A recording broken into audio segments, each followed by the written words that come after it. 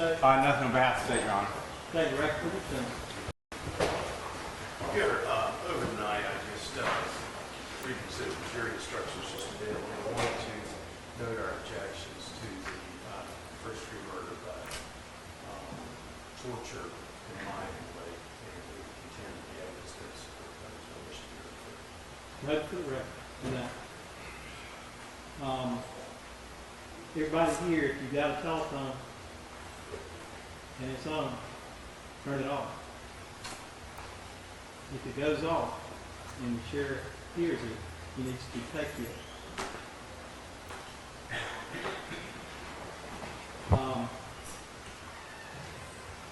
Mr. Sheriff, you may invite the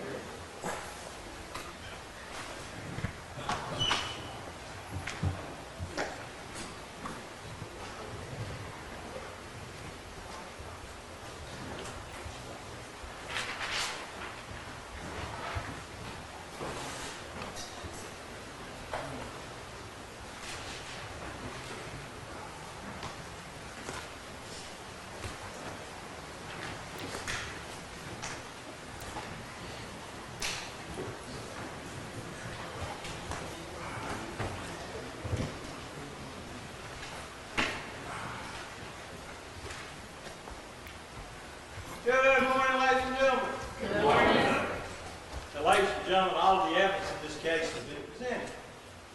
It is now time for the closing arguments of the law. At the conclusion of these arguments, I will instruct you on the law in this case, and then you will be taken to the jury room to begin your deliberations. The final arguments of the lawyers are not evidence. They are given to assist you in evaluating the evidence. The lawyers are permitted, in their final statements, to argue, to characterize the evidence, and to attempt to persuade you to a particular verdict. It is improper for a lawyer in a final argument to become abusive. It is improper for a lawyer in a final argument to inject personal experiences. It is improper for a lawyer in a final argument to state or express a personal belief as to the truth or falsity of the evidence, and it's improper for a lawyer in a final argument to make arguments on the basis of matters outside of the record, except for matters concerning which this court may have taken judicial notice. Taken judicial notice of one thing during this trial. A lawyer may, however, on the basis of the lawyer's analysis of the evidence, argue any position or conclusion with respect to a matter in issue. Now, if in the course of making a final argument to you, a lawyer attempts to restate part of the evidence, and what you remember the evidence to be is different from that of the lawyer, it is your duty in recalling and remembering the evidence to be guided exclusively and solely by what you remember the evidence to be. Now, I'm going to send with you into the jury room this verdict sheet, which contains your possible verdicts in this case. Under count number 1, you have 3 choices. Guilty of first-degree murder of Jerome Faulkner, guilty of second-degree murder, or not guilty. Under count number 3, under count number 2, you have 3 choices. Guilty of first-degree murder, Dora Faulkner, guilty of second-degree murder, or not guilty.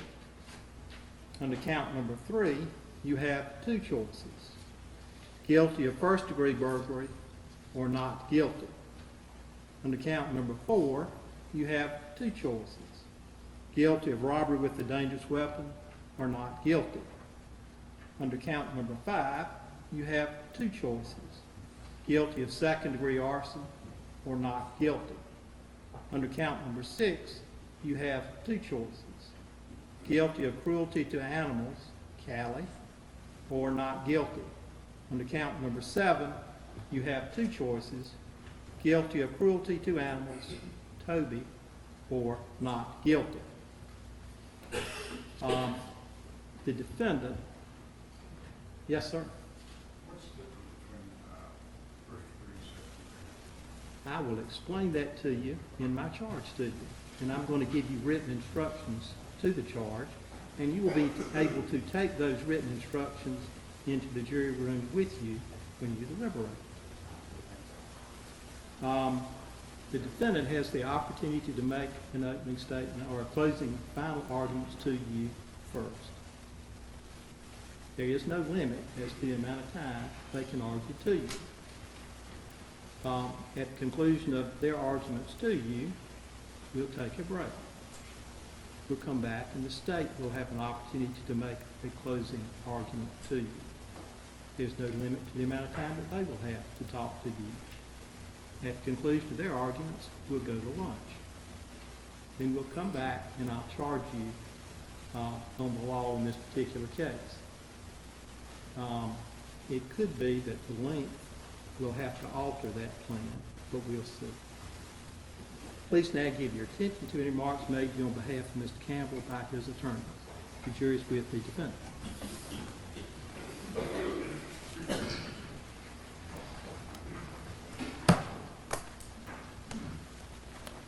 On the first day, I came up here and I told you that Eric Campbell did not kill Jerome and Dora Faulkner, that he and his father did not have a common plan. And the state has not proven otherwise.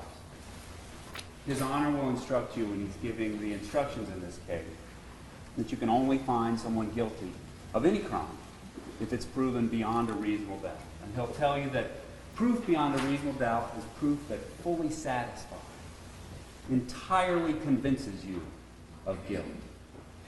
And the reason that standard is so high, especially in a case like this, if Mr. Campbell is convicted of first-degree murder, he'll spend every day of the rest of his life in prison. And that's why that burden is so high. If you have doubt, the verdict is not guilty. Now, to prove that Eric Campbell is guilty of first-degree murder, the state has to prove one of two things. They have to prove either that Eric Campbell joined in a common plan with his father to break into the Faulkners' home and steal their property, and that his father killed the Faulkners. Or they have to prove that Eric personally used a weapon and violently killed the Faulkners. And the state cannot do that. They simply have not proven that in this case, and they can't do it because Eric Campbell had no intent to rob, to hurt, to steal. During the events that resulted in the Faulkner's death, when his father killed the Faulkners, his only goal was to survive. From the very start of their trip, Eric and his father did not have a common plan. Now, you've heard the jail calls about his father talking about all his different plans, and you've seen how difficult and bullying he can be. And when Eric's father asked him to go on that trip with him, he did it in just the same way. It was bullying. It was aggressive. But nonetheless, Eric made a choice to go on that trip with his father. I'm sure it would have been very hard to say no to his father to go on that trip. But he did make a choice to go with his father. But he didn't go for the purpose of committing crimes, to rob, to steal. Why did he go? He went because he loves his father. Even though his father has treated him horribly his entire life, he loves his father. And he thought, my father's been in jail. He's clean. His life is in a mess. He talked to his aunt. He got advice from his aunt. His aunt said, your dad needs you. This is the worst time of his life. And he thought, I can keep him from committing suicide. I can keep him from getting on drugs. I can love him just enough that he'll finally love me too. He'll finally treat us all the way we want to be treated. And he'll get his family back. And that was a naive plan. It was a stupid plan. But that was his plan. That's why he did it.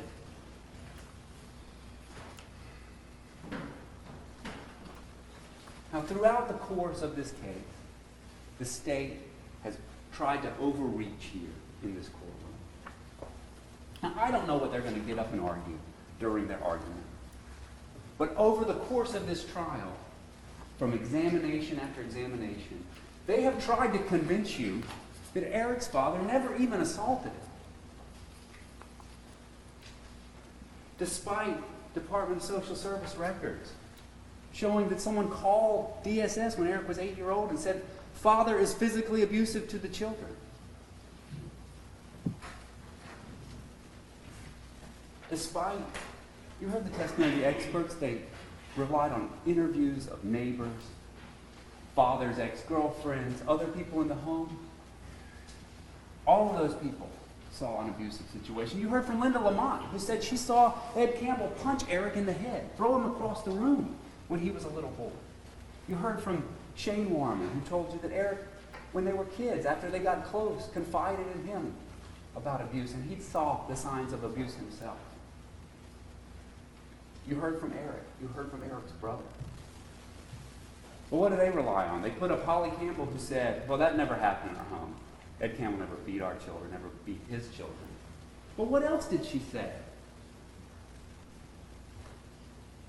She said that Ed Campbell shot off a gun in their home with the child in the home. Remember, she said it hit underneath the window. Well, Eric Campbell also testified to you about gunshots in the home. It went through the wall when he was in the garage. There's no window there. That's a different time Ed Campbell shot off guns in the home. And what else did Holly Campbell tell you? That Ed was intense and could be loud and screamed at her, screamed at other people. That her and Ed fought all the time. That Ed broke dishes in the microwave, frightened the children. That Ed was missing teeth, even though she had no idea he was using methamphetamine. Her testimony shows that Ed Campbell is out of control. And the state, even though they've tried to make that argument through the witnesses and may stand up again and try to make that argument to you, they haven't proven that. They have the burden in this case. And they haven't proven that. There's every reason to think that Ed Campbell was abusive to Eric and the other children in the home. They've also vigorously tried through testimony, and they may stand up and argue that to you, to argue that Eric Campbell doesn't have post-traumatic stress disorder. Well, Miss May, who works at Central Prison, she works with inmates all day. She sees all kinds of things. She sees all kinds of people who are trying to tell her a story. And she told you for 2 years she's treated him for post-traumatic stress disorder, and she's confident that he has it. She told you that multiple other doctors in Central Prison agreed with that diagnosis. Dr. Chaudhry and Dr. Hagan both testified that they reviewed thousands of records and found that the diagnosis of Central Prison was consistent with that. Dr. Fox, the state's expert who did not testify, was not called by the state, she did evaluations of Eric and found that he wasn't malingering. She found that the things he said were credible and genuine to her. And then Dr. Wolf got up here and gave her testimony. And even though she was trying to, help the state's case, what was her actual medical opinions? She did not find that Eric Campbell was malingering.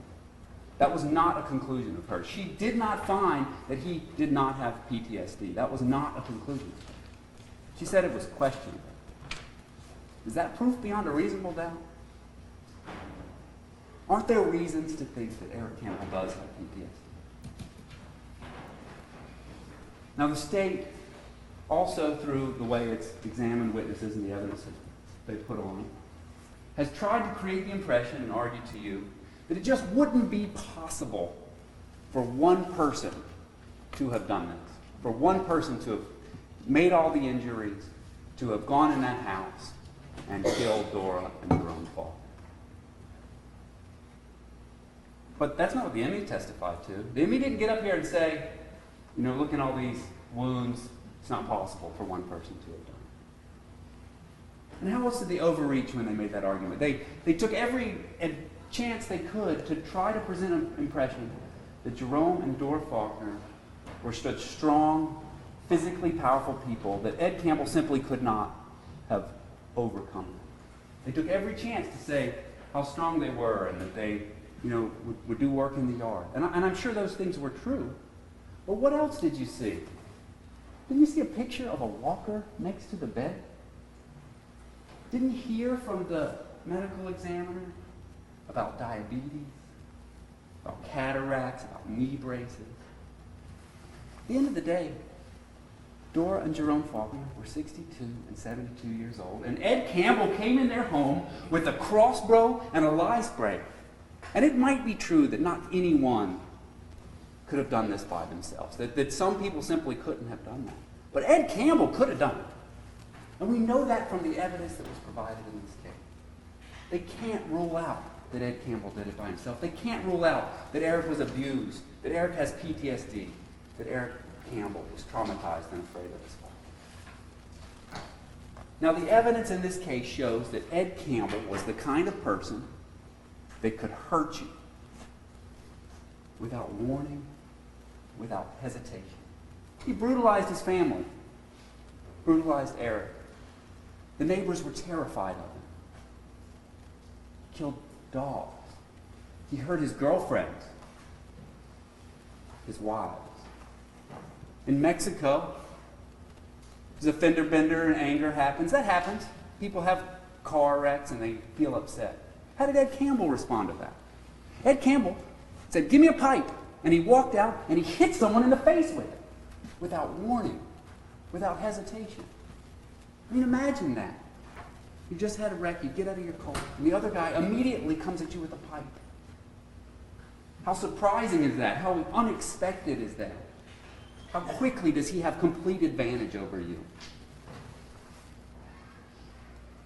And we heard the testimony from Holly Campbell. And what did Holly Smoot. And what did she say about when Ed Campbell assaulted her?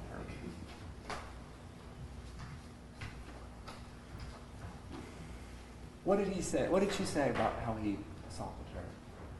She said it was unexpected. It was unprovoked. It was without warning, without hesitation. She came home, started arguing with him, and bam! He took control of her.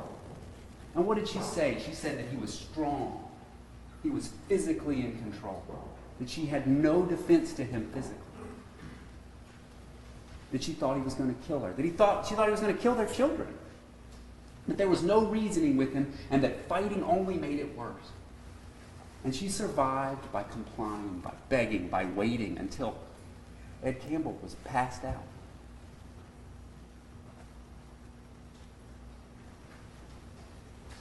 Now, Holly Campbell works as a nurse too, and I'm sure she probably has some physical issues, most of us do, but she seemed like a healthy, strong person. And Ed Campbell took control of that. We've also seen the video of West Virginia. And what happens in West Virginia? We saw the video just with Dr. Wolf, so you've seen it recently. The police pull over Eric. He's torn between following his dad and the police behind him. And Eric gets out of the car and walks up to the police, and you see Ed Campbell walk up. And Ed Campbell takes over the conversation. You can hear it on the audio. Ed Campbell walks up, you start hearing Ed Campbell's voice. And within 30 seconds of Ed Campbell walking up, they're saying, do you have the registration for this? Where's the license plate for it? And Ed Campbell, without warning, without hesitation, pulls out a gun and takes on 3 armed police officers, shoots 2 of them, shoots every bullet in his gun, and only the most experienced, the most highly trained law enforcement officer on the scene is able to draw his weapon. No one else even drew their gun. And he was able to draw his weapon and shoot Ed Campbell and stop it. And what did Eric do? We know he had a gun. We know he had a gun because he told the police he had a gun, and he took them back to the scene and tried to find them and show them where he put it. Eric didn't pull the gun. Eric didn't back his dad up. Eric ran. He panicked. He ran and he got in that truck and he drove away. And he grabbed the things that were on there and he ran into the woods. And he panicked. And eventually he came back and was arrested. And we know that Ed Campbell is the kind of vicious, mean person that can attack without warning and without hesitation, that could do something like this. And we know that Eric Campbell just isn't. All the psychiatrists that testified said he's not antisocial. He's quiet, he's meek, he's passive.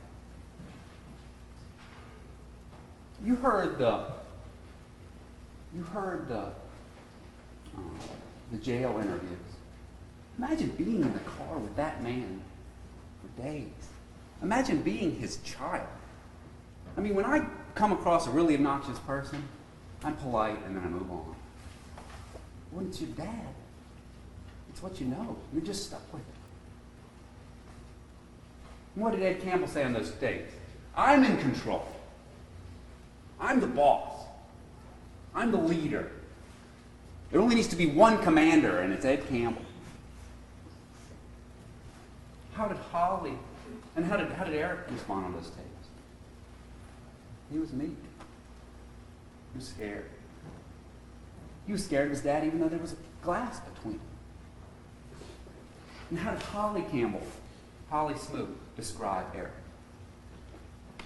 What'd she say? She said, they didn't have a good relationship, but she had never once seen him show anger to her. Never threatened her. And they talked a lot about how the kids were trying to find Holly, and they were trying to get money from her for bond. They were trying to do what their dad said and talk to her and say, hey, what's going on with this? Hey, Dad's sorry. Get back together. But what did actually happen when Holly interacted with Eric? She went to the house to go pick up some stuff. She's there with her dad. They're loading things onto the truck or van or whatever their circumstance is. And what does Eric Campbell do? Is he mean to her? Is he rude to her? Is he aggressive with her? Eric helps her move. And she doesn't tell him. She doesn't tell him what happened. And he doesn't know. He knows that her and her dad fight all the time, and he knows that his dad has abused her in the past from hearing noises and seeing things. But he doesn't know that this was different. And this was different. You saw those pictures. This was different. Ed Campbell beat her with pipe, with rope, tied her up, threatened her. She thought she was going to die. Eric didn't know that stuff. All he knew is what his dad told him.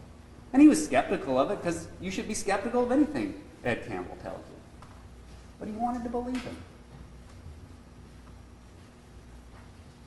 And what have you heard about Eric in prison? You heard that he was assaulted in prison, curled up in a ball. You've heard about him taking care of and loving those kids, doing everything he could for his brother and sister, try to keep them safe. Now, he wouldn't stand up to his dad and fight his dad when his dad would beat them, but he did what he could. If they made a mess, he tried to clean it up before his dad found out. He tried to show them love, tried to give them all the things that he'd seen on TV and other places about what a father should be.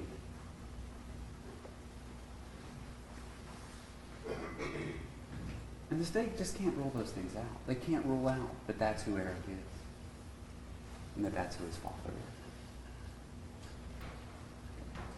Now, Eric's life with his father, deeply ingrained in him, an inability to stand up to his father, a fear of his father. As Dr. Chaudhry said, the kind of situation that he's likely to be overwhelmed by fear when his father gets violent and gets aggressive. And that's why he didn't stand up to his father that night. That's why he didn't question his father when his father, instead of making a normal loop for a camp, started walking through the woods. That's why he didn't question his father when he bought lye and containers.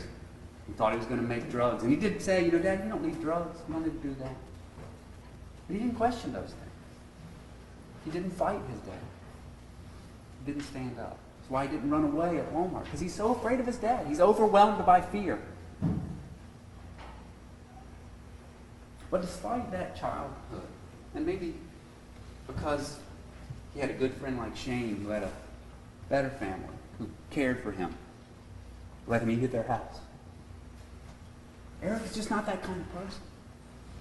He's not that brutal person that could do something like that. And the state has not proven otherwise. Now, Eric Campbell testified in this case, and he told you what happened. He told you why he went. He told you what was going through his mind at the house, outside the house, inside the house, at Walmart, at Sheetz, in West Virginia. He told you how he had different goals from his father at the beginning, how he never wanted anyone to break into that house, that he didn't want his dad to take that stuff. That the things he did in there, he didn't do because he had some sort of intent to steal or desire for bad things like that to happen, but he did because he wanted to survive, and he was afraid. And the state, in their closing argument, and in the way they've examined both Mr. Campbell and other people, have tried to pick apart at that.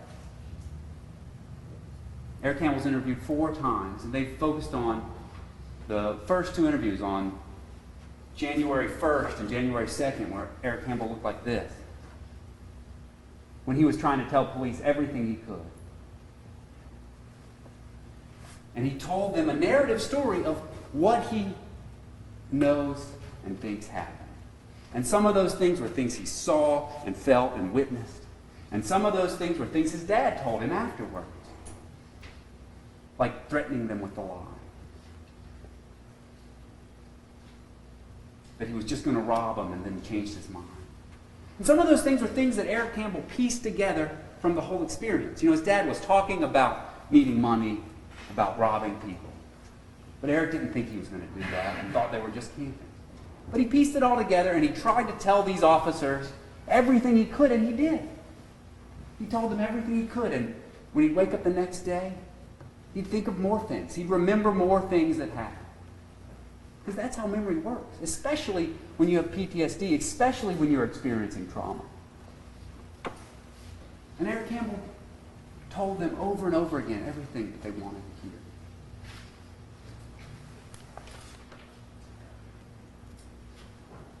You know, we've had both sides. We've had a lot of professional witnesses come up here, law enforcement, psychiatrists, other people. They all brought their notes, didn't they? Because it's hard to remember every single detail and get every little thing right. But Eric always told them, my dad did this. I didn't want it to happen. And the state might argue, too, that there's some problems there. There's some pieces that don't quite match, either with the evidence or with other things Eric Campbell did. But don't be fooled by that. They have the burden of proof in this case. They don't just get to cherry pick a few things.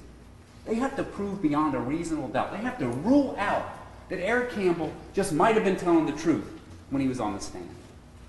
You don't have to believe every word. You may have doubts. You may have concerns. You may have things that you're like, I'm not sure. But that's enough. It's enough to find him not guilty. Unless they can rule it out. Unless they can entirely convince you, fully satisfy you.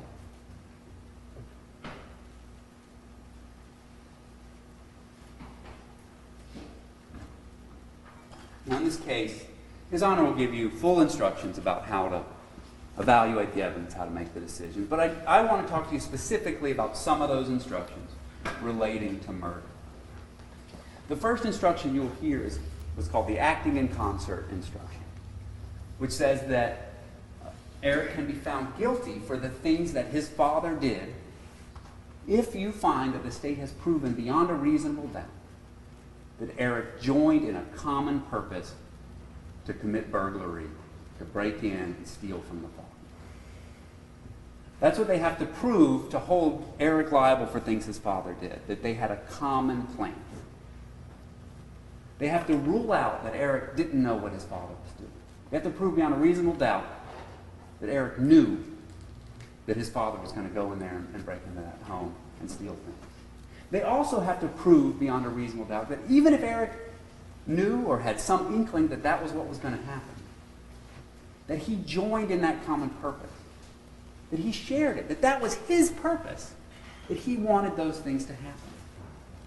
And they can't prove that. They can't prove that beyond a reasonable doubt.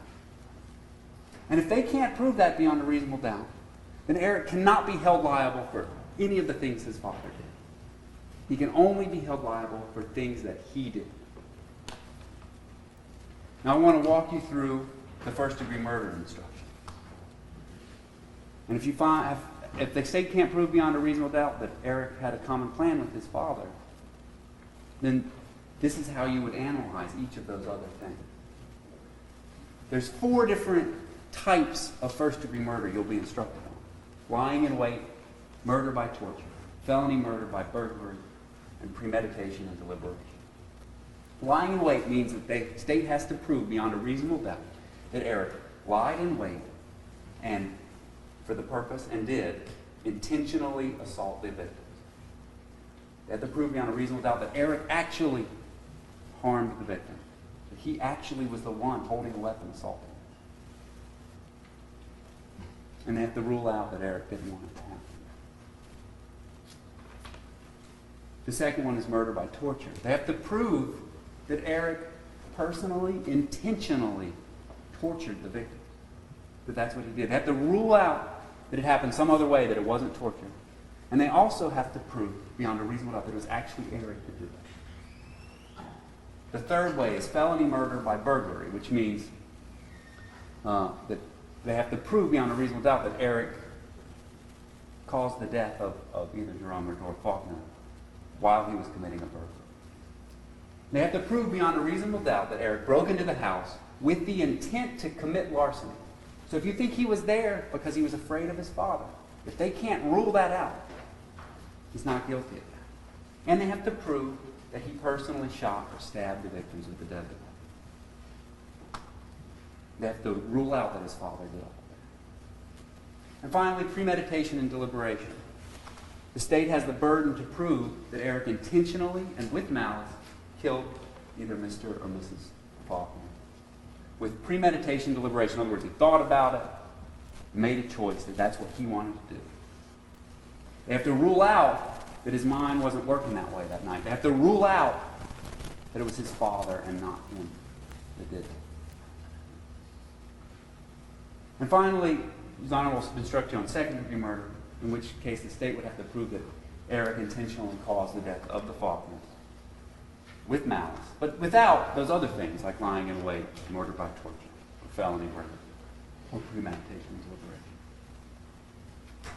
So if there's no common purpose, if they haven't proven beyond a reasonable doubt common purpose, he's not guilty under any acting in concert theory.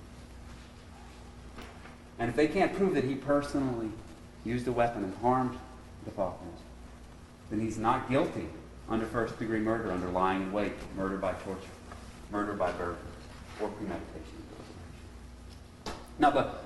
Now, His Honor will give you specific instructions on all these things, and he'll also instruct you on robbery, burglary, arson, and cruelty to animals. I'm not going to go through detail with that, but we are asking you to find Eric not guilty of all of those.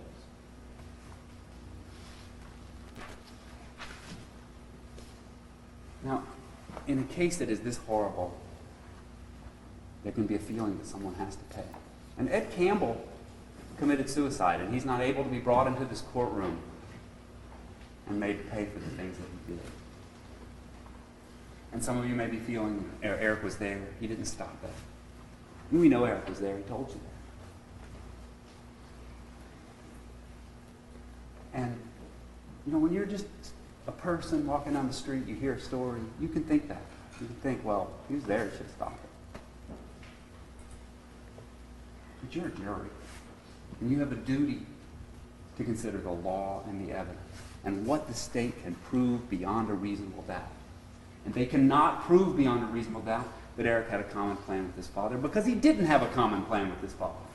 And they cannot prove beyond a reasonable doubt that Eric actually committed an act resulting in someone's death, that he used a weapon, hurt someone. They can't prove that because Eric Campbell didn't do those things.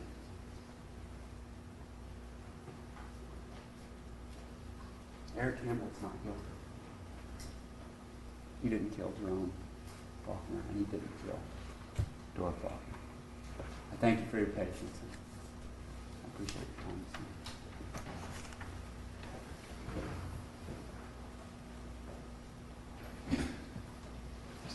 Thank you, Your Honor.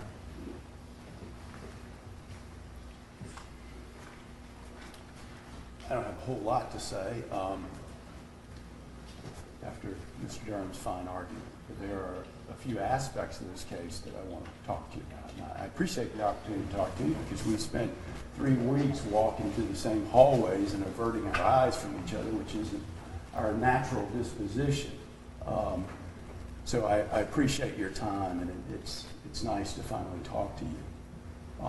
But I want to start out imagining this little box that Eric and his brother are in that day at the jail. It's about the size of these 2 folks right here. and it's closed in, and there's a door behind it, and there's a glass between them. And really, if you think about it, you think about the way Edward Campbell talked to them that day, the way he spoke to them. It made us all uncomfortable. Edward Campbell's dead. He can't hurt any of us. But it made us uncomfortable anyway. And so we could only imagine what they were feeling, having been raised by him and having been subjected to that their whole lives. That was the little box they lived in from the time they were born to the rest of their lives. Now, Nicholas, he had a defense to that. He got away. He left. And you'll notice in this case, Dr. Wolf talked about it a little bit.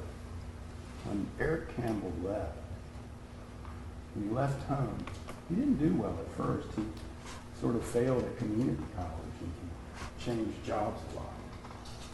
But the farther away he got from his dad, the better he started to do. After the summer in Canada came back and he was functioning at his highest level ever. But throughout his life, there had been one thing that was consistent. It's that Edward Campbell sowed chaos and predictability and terror throughout his life. And you heard Dr. Wolf and Dr. Hagen especially talk about this sort of, these competing things that happen to a person in this situation. And you can argue sometimes and say, why doesn't she leave or why doesn't he leave? But Eric Campbell never had that choice. He was always Edward Campbell's son. And the pull to survive always competed with the pull to love and to save. And so Eric Campbell, even in the fall when he was functioning at his highest level, was in that little box pulled back by Edward Campbell. Now, with that sort of backdrop, I want to talk to you about a few aspects of this case. Judge Hite said yesterday when we were having some problems in here, technology is a wonderful thing. And it is in some ways, because let's face it, in this particular case, without technology, I don't think most of us could really imagine what was going on here. Without the technology of that jail call, we really can't, most of us can't imagine someone talking to us that way, having to listen to it, or choosing to listen to it because we love the person, or we want to help the person, or we're afraid of the person. It's hard to imagine the level of violence in Holly Campbell. She just describes it and you don't see it. It's really difficult to imagine that somebody would do that. And remember we talked about it, what she said? It lasted from 6 o'clock. And just imagine this. Think about where we were. Of course, we were probably asleep that many hours ago. 6:30, 7 o'clock the night before to 4:30 or 5:30 the next day. Imagine the terror. Imagine the level of violence. If we don't see that, it's really difficult to even it's really hard to imagine that it could happen. I know some people have seen horrible things, and maybe some of you have. But when you think about that whole amount of time, we're talking about nearly 2 days of court. And I know that you've had to wait at times back there, and I can only imagine that it was just boring, and you may have had fun with each other, but, the bottom line is nearly 12 hours of that. It's hard to imagine without the technology. And of course, the technology of the shooting, we see that, and we see Eric Campbell run away. And of course, we see the pictures, and without the technology, sort of understanding who Edward Campbell is, it's sort of, well, of course he took the stuff and hid him. The case must be closed. But we've had some help looking back in this case and trying to understand. And I want to talk to you about a few of those things because I know the state's going to talk to you about that.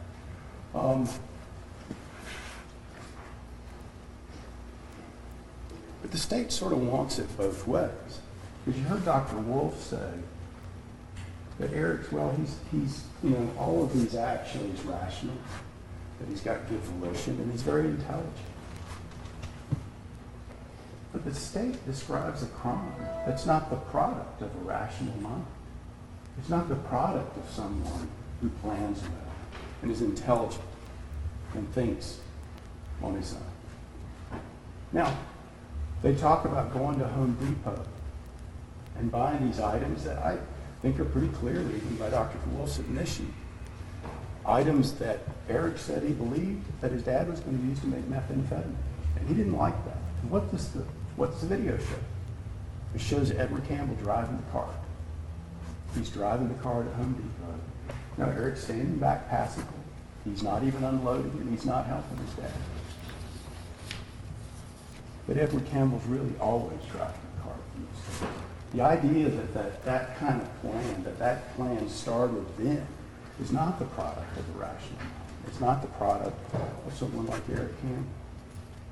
Now,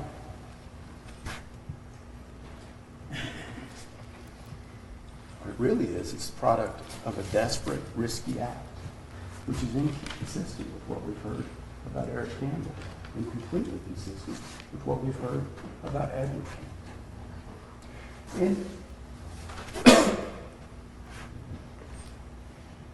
I'd ask you to consider some things after doing this a really long time with caution, because I do expect the state to come up here and tell you exactly how it happened. I mean, I could come up here and tell you exactly how it happened. We can tell you our theory of the way things happen, piece by piece by piece. But the medical examiner can't do that. The medical examiners will tell you, I don't know which injury came first. I don't know which blow came first. I don't really know how long it took. But I do expect the state to give you, its logical conclusion about the way that may have happened. The problem with that is we can all come up with ideas about the way things happen unless we can rule out all other possibilities. There are many versions of the way things could have happened. And that's really important in this case.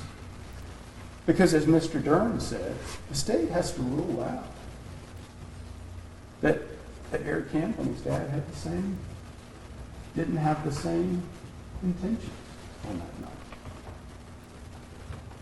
And the plan to use a sprayer to rob someone is not a rational plan. Especially given that they bought items that probably, if you just went and bought a cheap shotgun, is a much more effective weapon for something like this. So be careful and be cautious when considering this is the way it happened. Because what we know is that the plan was irrational. It's irrational to take bodies away from a scene. It's irrational to take the gloves, to load everything in the car. And we know there's one irrational person in this case, and that's Edward Campbell. Now, it is important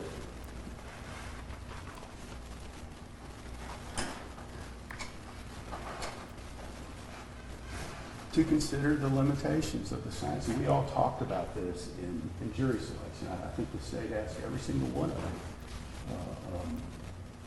them. These crime scene experts and things like that, they can't just prove anything.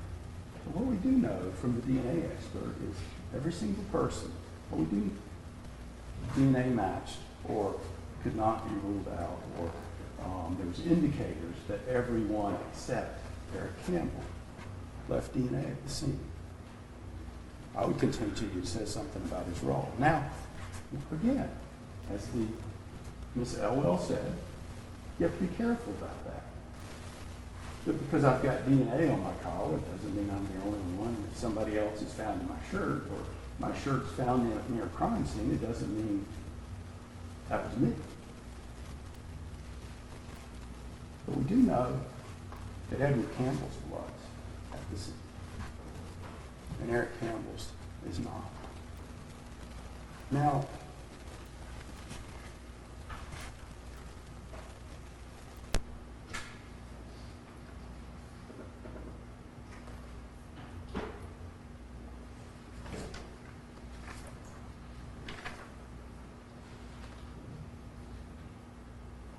I want to talk to you a little bit about, we've heard a lot from psychologists and psychiatrists, and there's a reason for that.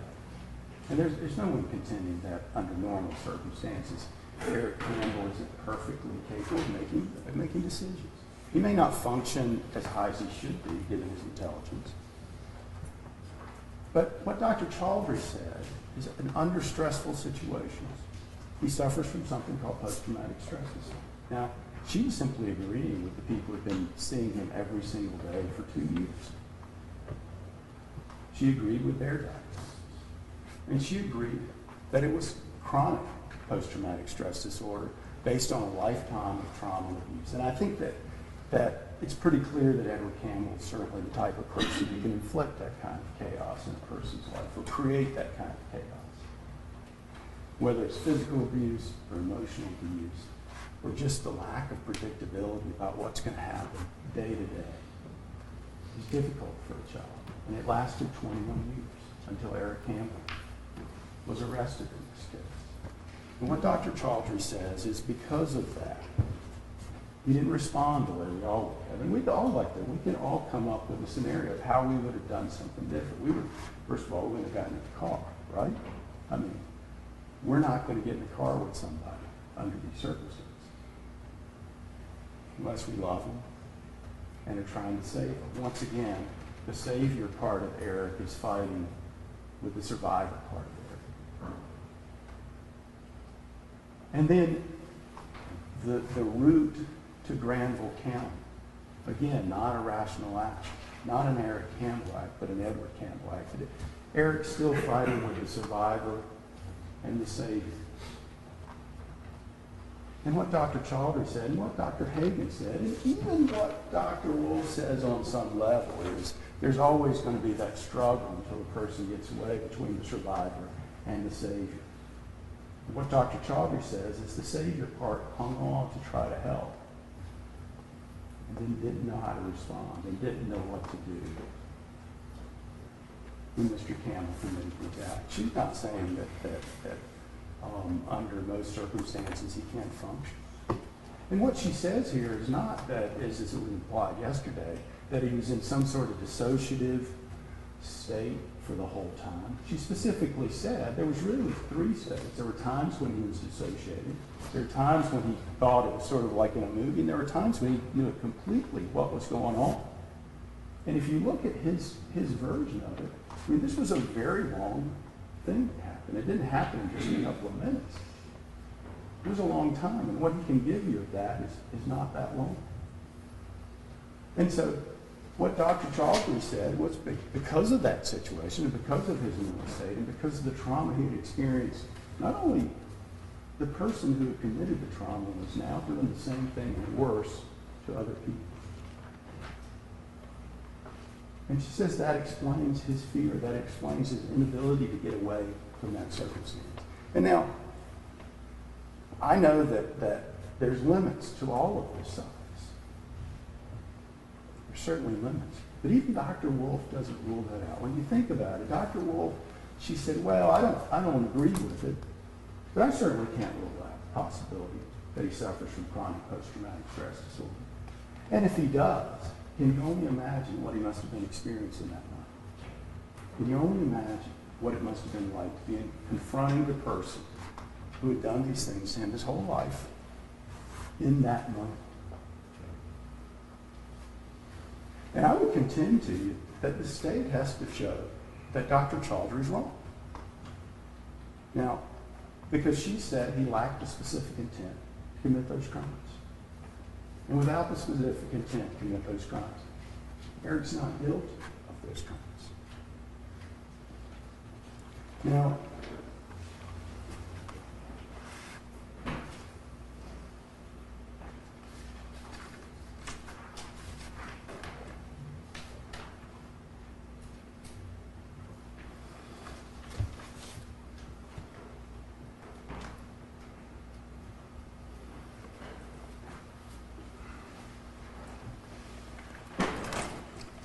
you're getting ready to see all of these things.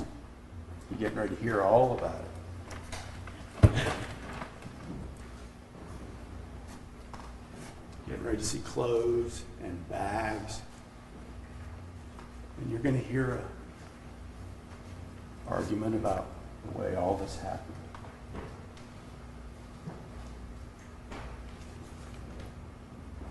But the state wants it both ways.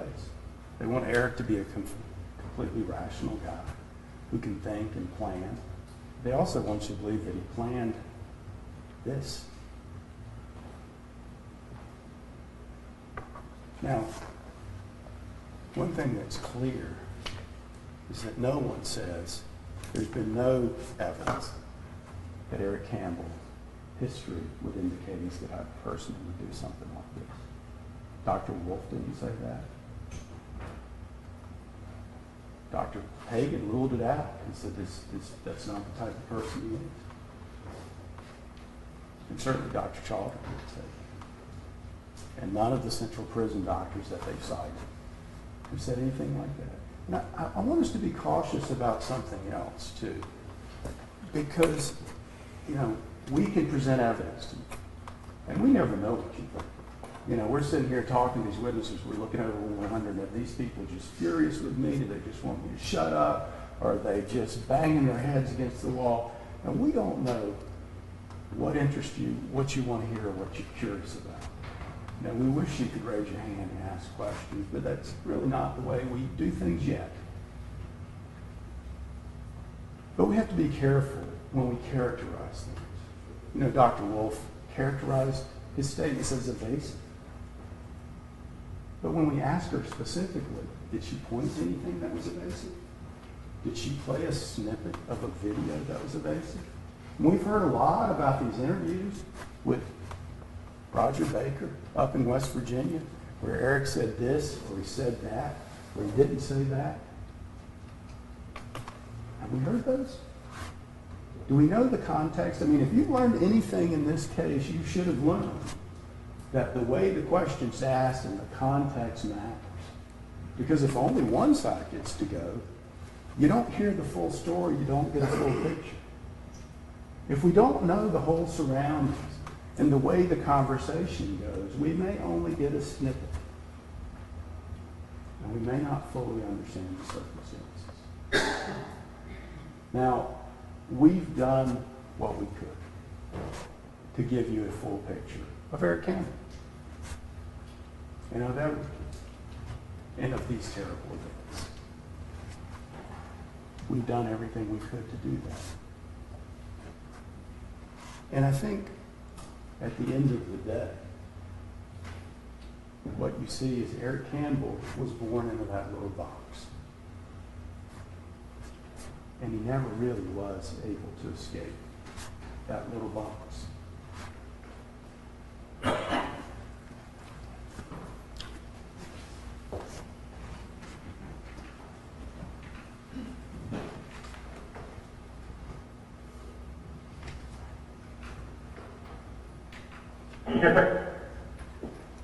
Randy in here, and I get a little frustrated with things.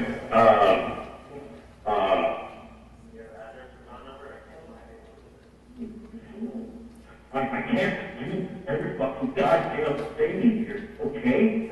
I have very limited resources. Until an angel can. Listen, guys, I want 10 more days in here. You understand? We're trying as best we can. The really thing is, though, all your stuff at your house, it's not worth much. All your cable saw, everything, $600 a piece. And we're fine, then. Okay?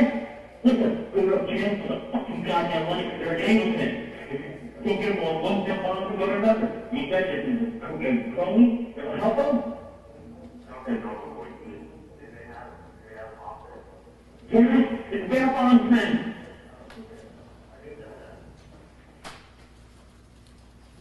Eric Campbell can't help that he was born in that box. We can criticize him for not escaping, but he was born into that box. He didn't want to give up on his dad. And the Savior in him finally conflicted with the survivor. Edward Campbell was always driving the car. Somehow Eric Campbell thought he could pull him away, but he was wrong.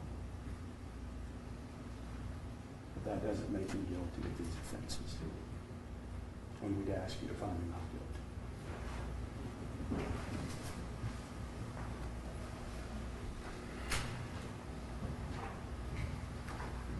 Ladies and gentlemen, we're going to take our morning recess at this point. During this time, it's your duty not to talk among yourselves about this case.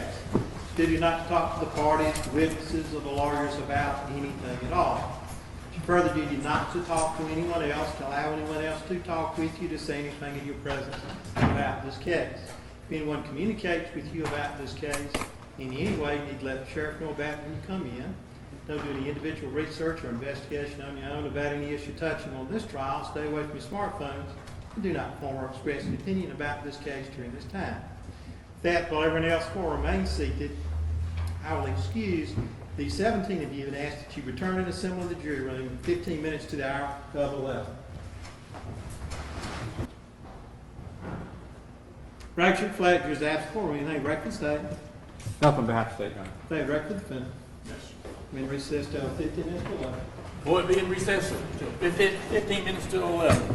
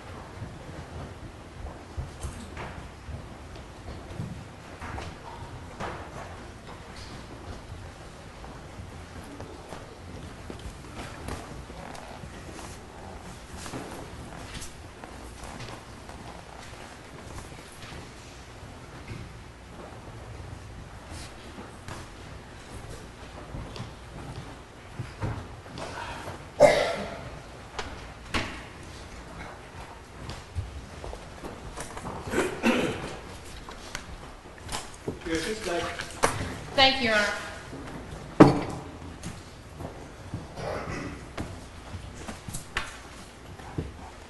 Ladies and gentlemen, when I stood before you almost 3 weeks ago, I told you that this is why we're here. Jerome and Dora Faulkner is why we are here. You heard about them.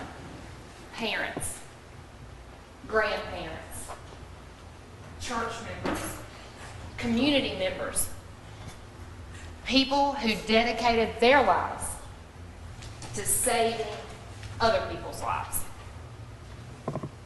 But yet they spent the last moments of their lives fighting to save their own, fighting to save one another's lives against a brutal, vicious attack that they never saw coming.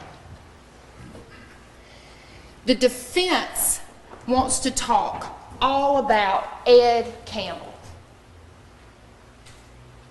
And make no mistake, Ed Campbell was a horrible man. I heard those jail calls just like you did.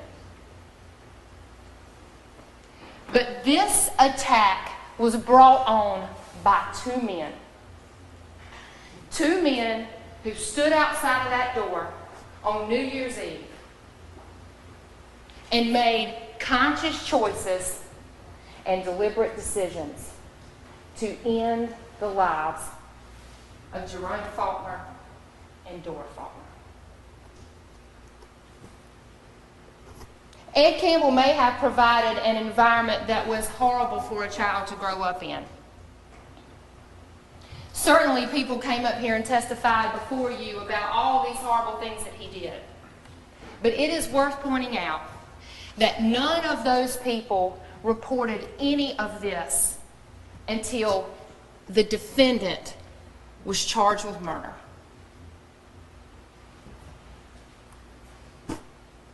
You have to use your reasoning and your common sense. We are not downplaying the fact that the environment that the defendant grew up in may not have been the best of environments. Dr. Wolf acknowledged that.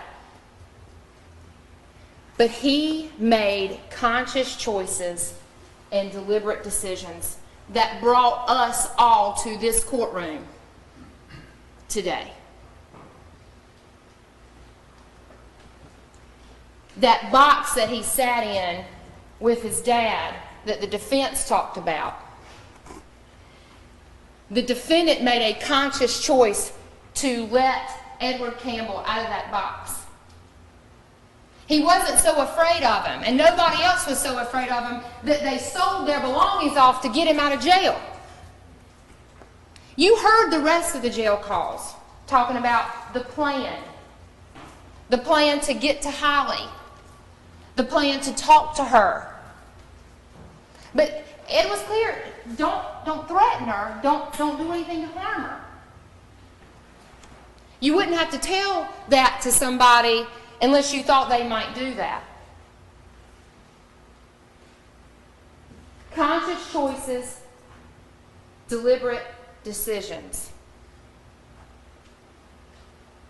They bonded Edward out of jail. This defendant packed up a stolen Suburban with a crossbow, a spear, a sword,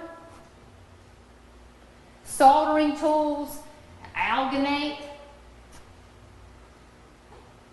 You saw the list. You saw the list that this defendant took and went through a house and gathered all of this stuff up and put it in a stolen Suburban to set off on a camping trip with his father.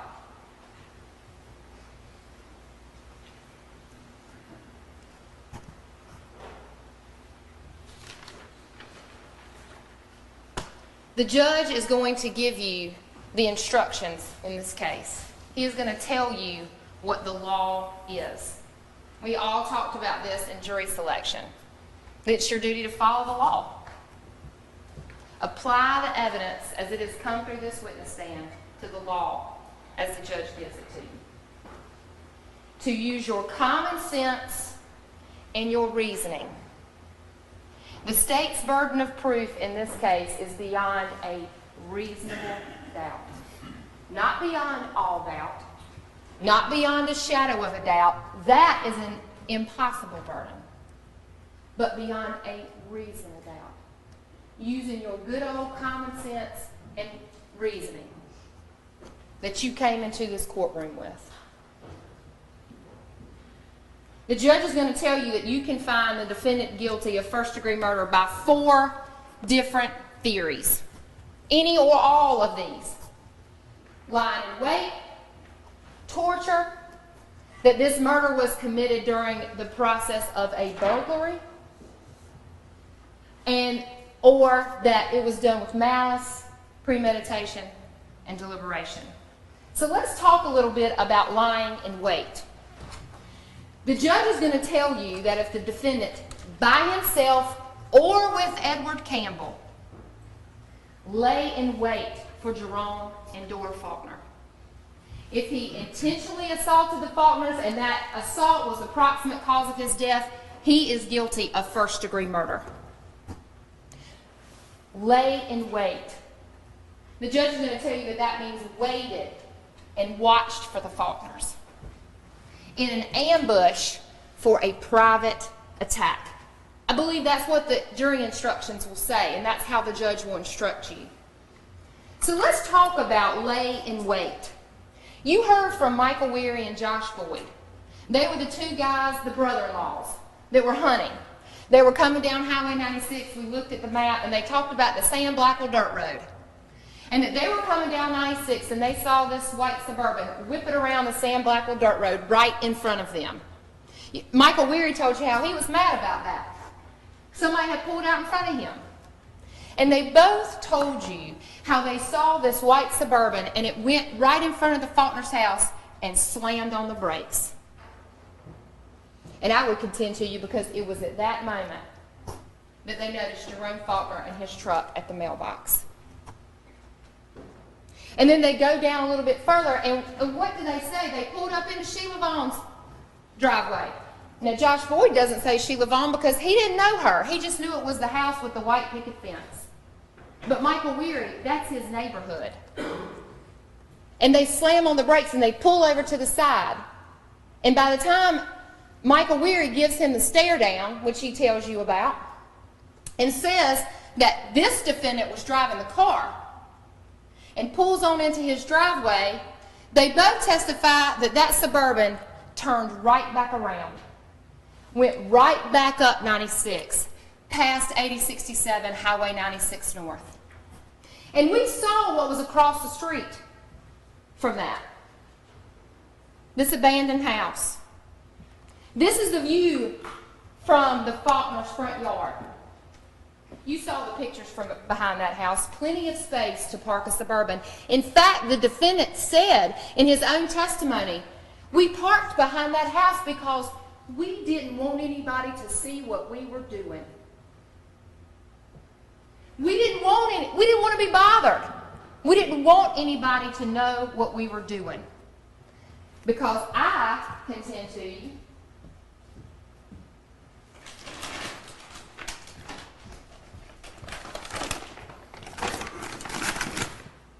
they were setting this all up so they could watch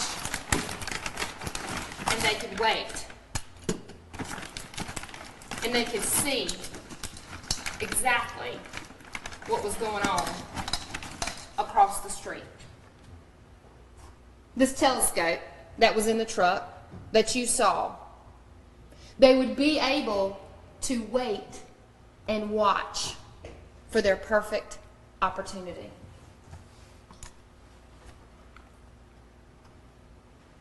The telescope, when it was in the truck and it was found, there's still dirt on it. Perhaps where somebody's watching and waiting what's going on across the street. So we know that Michael Weary and Josh Boyd are coming down Highway 96 around 3:30 or 4 o'clock. They said they had to get home from hunting. In fact, if you remember, Josh Boyd said, I had to get home because if I don't, I have to answer to my wife. And so that's 3:30 to 4 o'clock. We know that Jerome and Dora Faulkner are still alive at 6:15 and 6:30 because we heard Wilma Owen tell you that she'd spoken to him on the phone. Jerome had called to check to see about some folks that they went to church with, some neighbors. They had a conversation, spoke, she said maybe for 15 or 20 minutes. They were still alive. The Campbells are watching and waiting. Perhaps waiting for nightfall. Perhaps putting their plan together about how they're going to break into that house, rob the folks, take the truck. We hear from John Slagle, who owned the store up in Virgilina, who said, I noticed those boys come in there. You might remember what he said. They wouldn't belly up to the bar. He said that could sometime before 8 o'clock because Jimmy Long had to be gone by 8 o'clock. And Jimmy Long was in there with the gun on his hip, if you remember. He took his coat off. The guys from Texas remember and saw him take his coat off after they walked around the store, checked out the camera system, talked to one another, and then decided maybe they should buy a Coke and a pack of nads and get out of there. When that robbery didn't work, they went back to what they knew. They went back to where they had been watching and waiting. And it was nighttime. And they had the cover of darkness. And they went across the street with this telescope bag,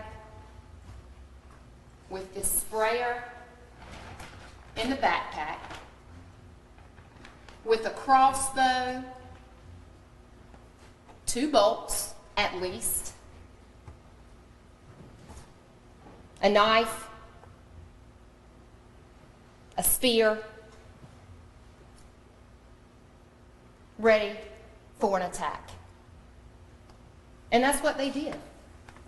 And they walked up to the front door, and Jerome Faulkner had no idea what waited for he and his wife on the other side of that door.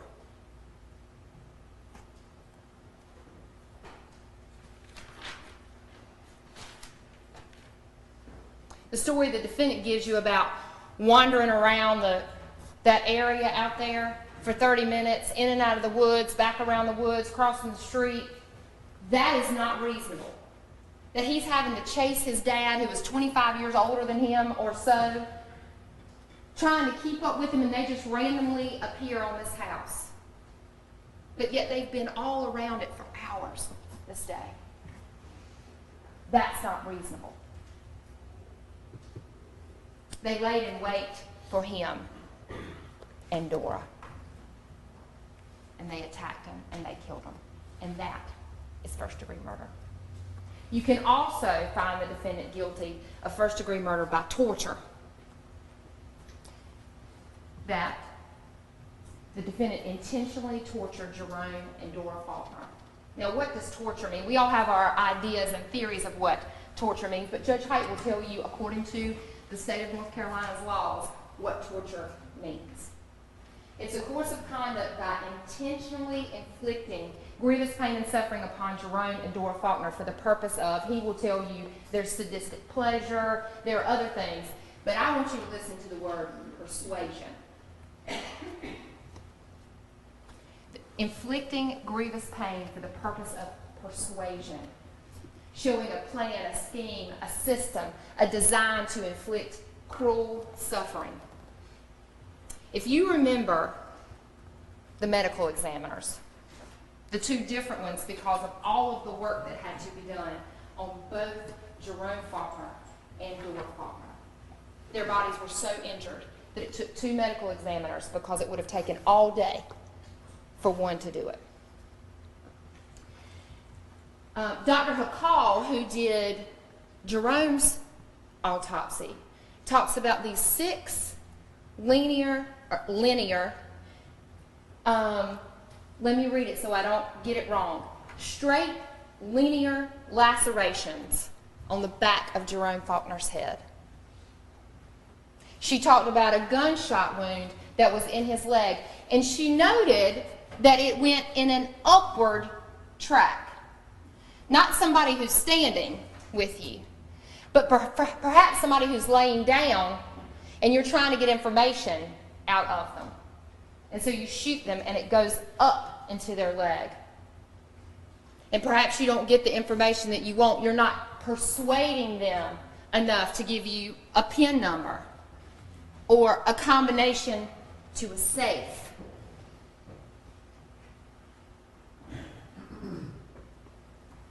You heard from Jenny Elwell from the State Crime Lab. Jerome's DNA was found on the footstep of this crossbow. Could make linear marks in the back of his head. Torture. Persuasion. Can I have a PIN number? Can I have a combination to the safe? Give it to me. Give it to me. Somebody has to be tending to Dora at this time. Massive blows across her head.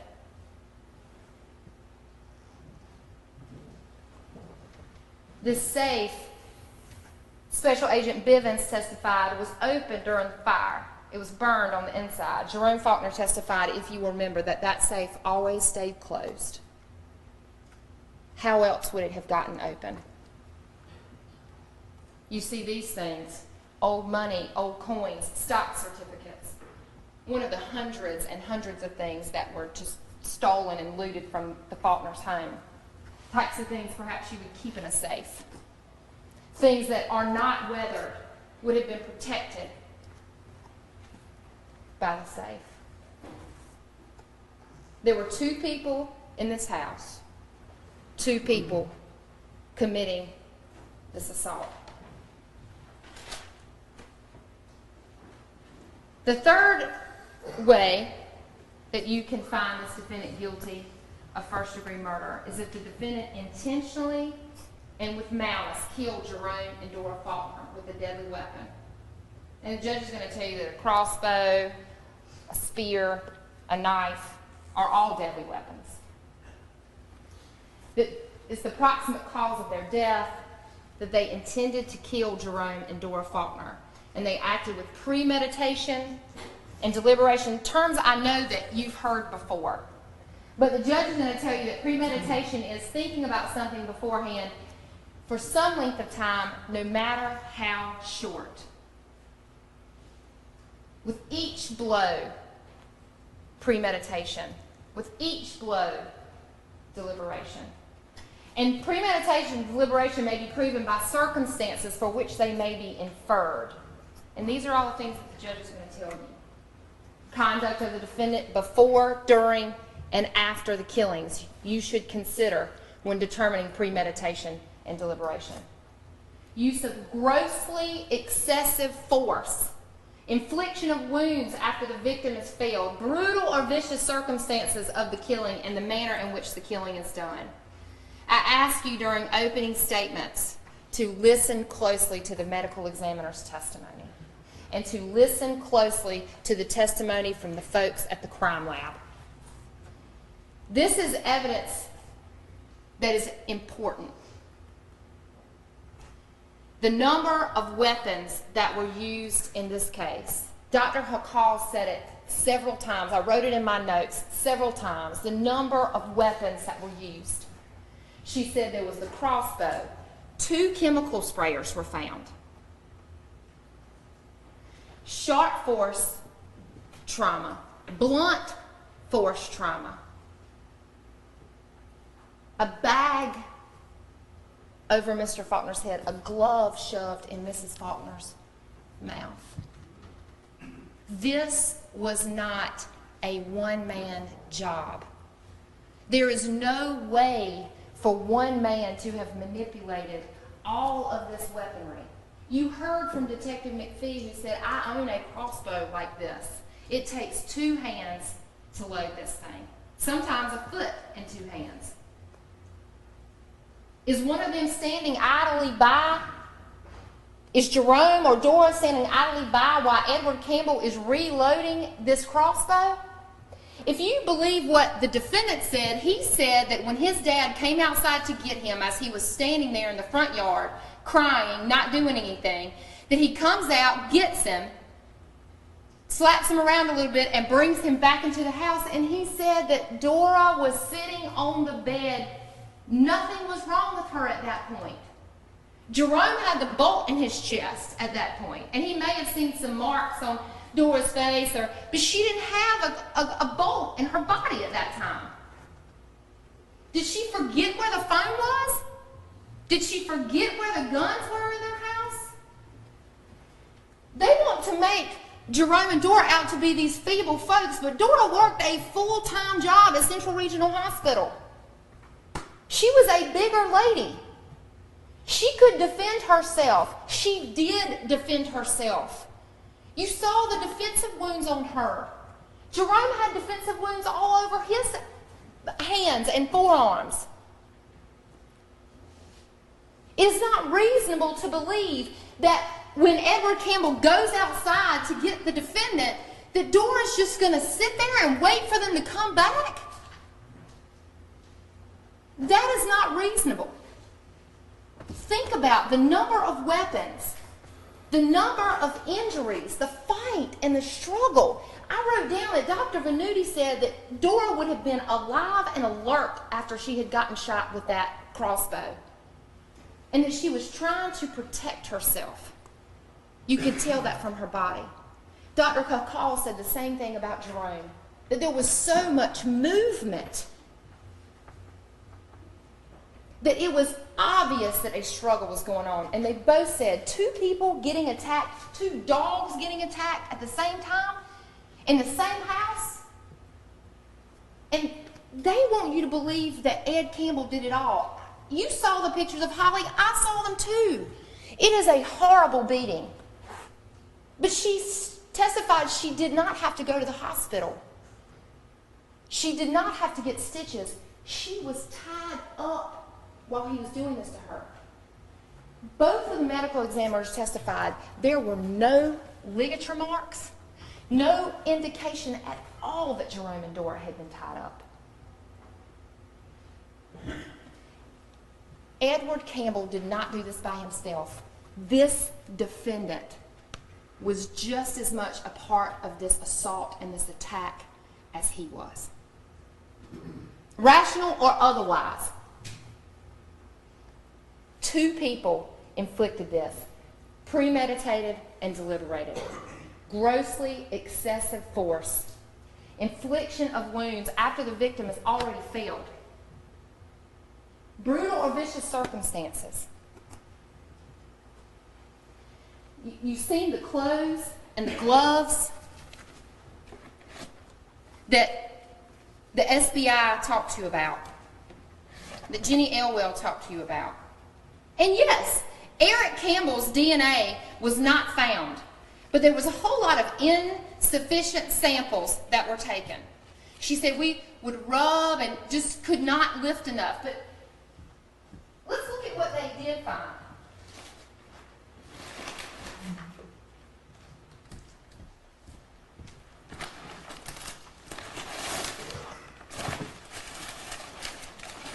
A green jumpsuit.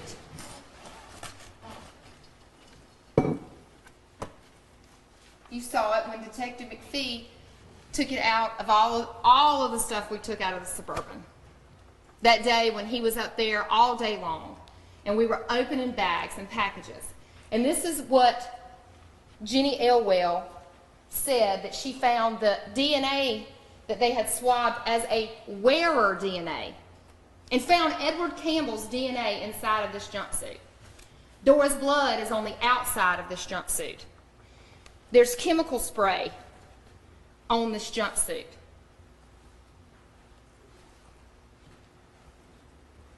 Sure, Edward Campbell's DNA is there. Not his blood, but wearer DNA. And then you have this other pair of jeans.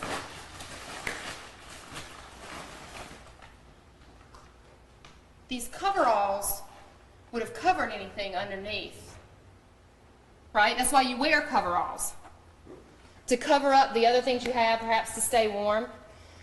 The wearer DNA on this was inconclusive. The sample was unable to, they couldn't get a sample sufficient enough to get DNA, is what I got out of what she said.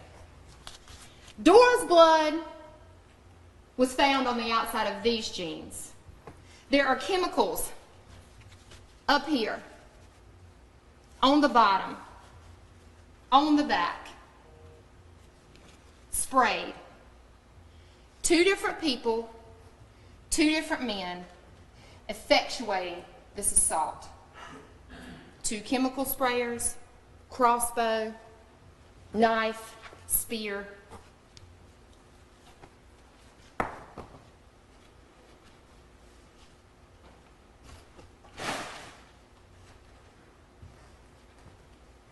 You saw gloves.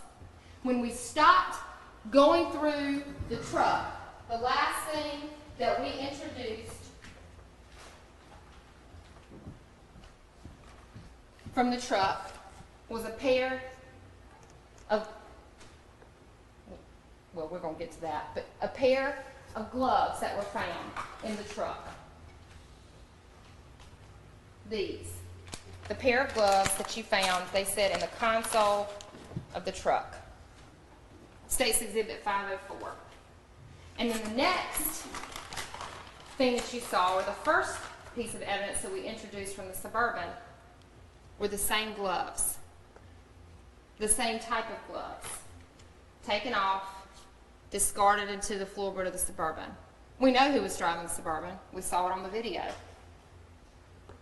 We know who was driving the truck. We saw that on the video. There's two of everything. This was not an attack perpetrated by one man. The shoes are also important for premeditation and deliberation. You saw this picture. there was electrical tape that was found in this bag. The same bag the defendant says that he was carrying. The only thing that he says he was carrying, because there wasn't necessarily a weapon in it. But we found electrical tape on the inside of this.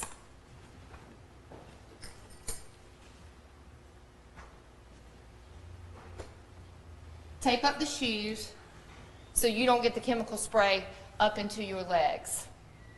Taping up your jeans and your shoes for an attack is premeditation and deliberation. First-degree murder perpetrated by this defendant. The defense wants you to think that Ed did this all by himself because he abused Holly the way that he did. She's alive and is here to tell you about it. Because he shot his weapon at Lieutenant Dove and Nicholas Sams. They're alive. And they're here to tell you about it. Jerome and Dora Faulkner are not alive, and they are not here to tell you about it because this defendant and his father killed them. The judge is going to instruct you on the felony murder rule.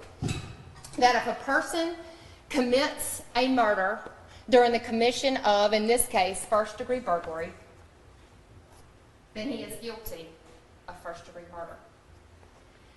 The judge is going to tell you that first-degree burglary is breaking and entering without consent the dwelling house of another. Clearly, 8067 Highway 96 North was an occupied dwelling.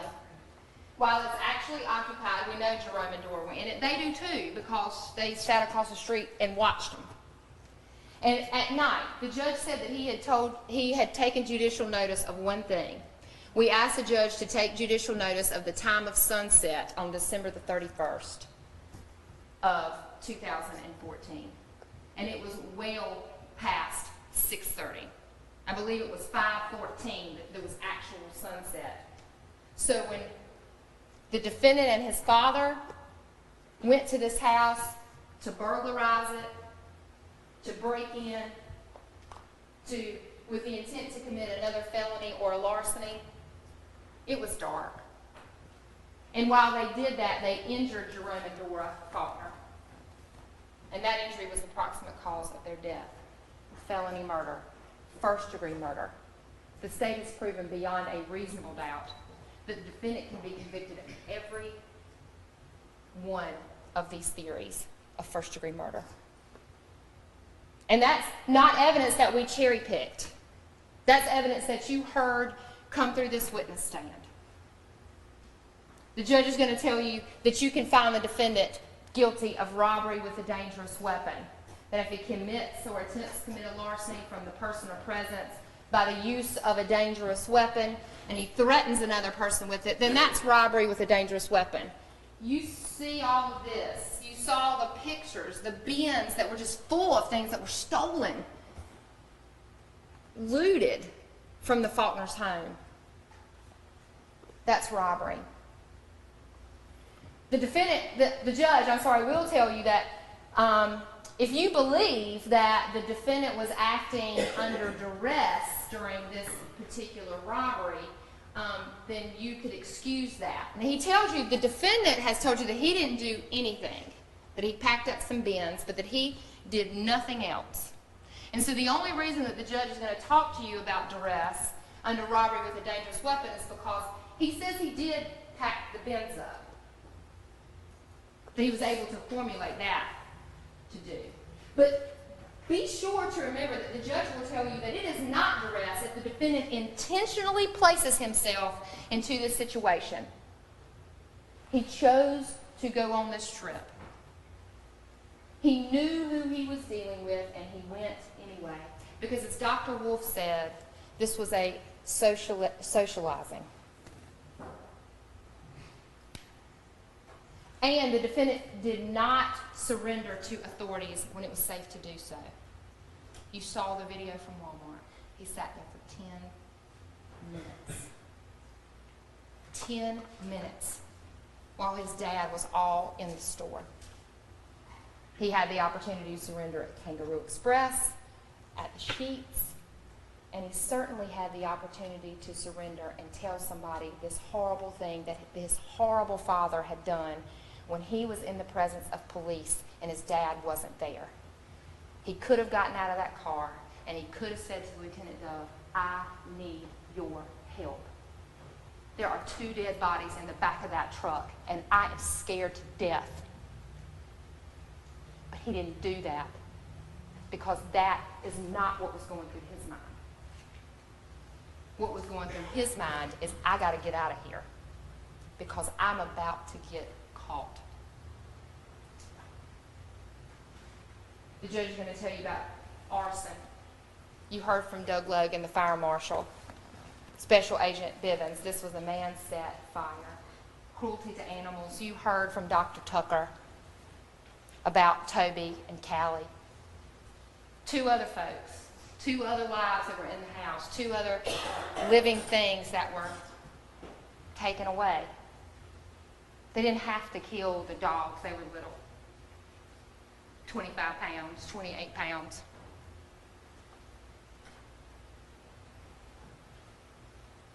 The defendant wants to talk all about post-traumatic stress disorder. Dr. Wolf acknowledged his environment may have been horrible. He may have experienced trauma. But she wrote a 58-page report and submitted it. Dr. Wolf has testified over 300 times. She has performed over 2,000 forensic exams. Did Dr. Chaudhry say that? Did Dr. Hagan say that? If you want to use the word cherry pick, they cherry picked what they wanted to talk about and think about in their particular reports. They took what the defendant said and they testified for the defendant. Dr. Wolf clearly says that there's no evidence of dissociation or flashbacks, shutting down, freezing during threatening situations as described in Dr. Chaudhry's report, as he sprints to the red truck, as he drives off during the officer shooting. His behavior of concealing evidence during the hour and a half that law enforcement was searching him is consistent with intact ability to process information. And regardless of a diagnosis, even if post-traumatic stress disorder is legitimate, even if it's legitimate, he was not suffering from that at this time. The activity described consistently demonstrates his pattern of goal-directed volitional behavior to obtain property, dispose of property, avoid apprehension, the ability to think rationally. No evidence that he was unable to understand what was going on. Conscious choices, deliberate decisions. She said there was no functional impairment documented. Before this happened, sure, he may have post-traumatic stress disorder now. Sure, it may have been diagnosed at Central Prison after he killed 2 people, and after he was arrested, and after he's facing trial. And Dr. Wolf was very clear about that. But on December the 31st of 2014, that just simply is not what happened. He wasn't experiencing flashbacks, nightmares, depression, disassociation, or irritability. His conscious choices and deliberate decisions killed Jerome Faulkner and Dora Faulkner on New Year's Eve of 2014. Speak for them. Speak the truth for them. For this community, for this county. We have proven beyond a reasonable doubt that this defendant is guilty, and we ask that you find him so.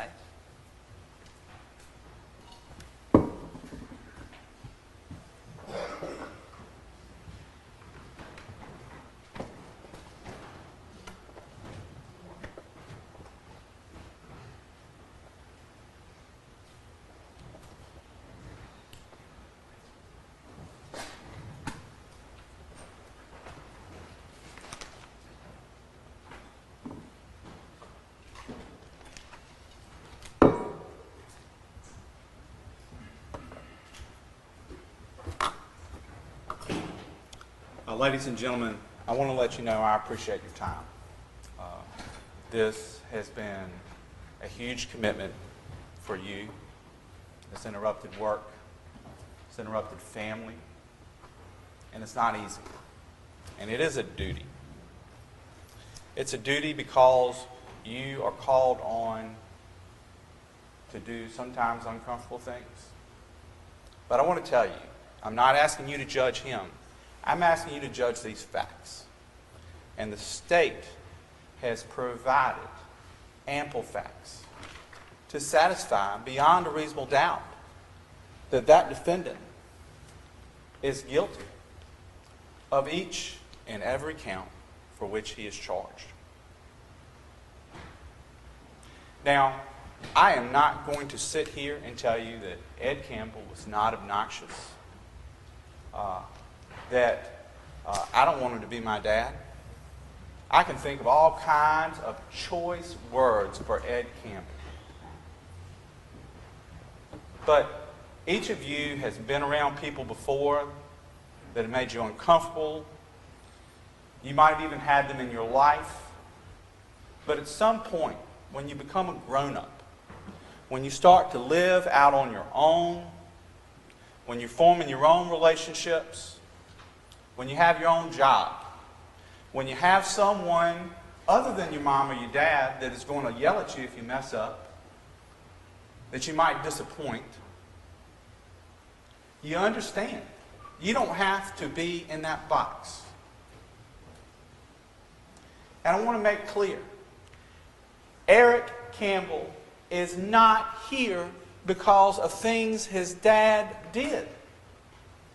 Eric Campbell is here because of what he did. His conscious choices. His deliberate actions. That's why it says, State of North Carolina versus Eric Alexander Campbell. It is on every piece of paper that's over there. It's on every piece of paper that's here because it's not about his dad. It's about him.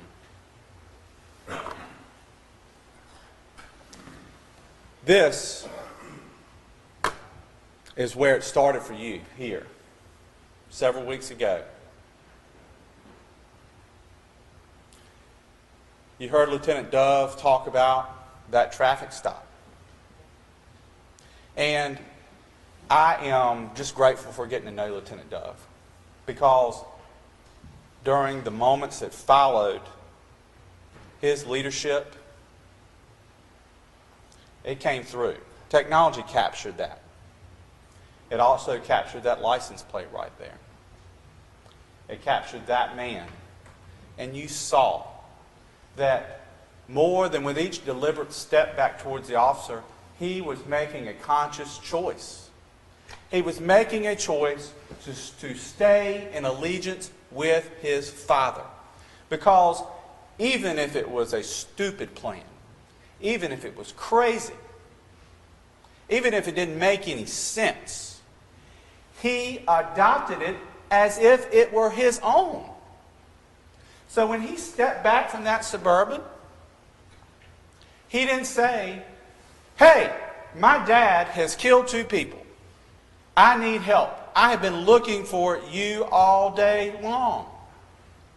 He proceeded to do the same thing that he has been doing since he's been here.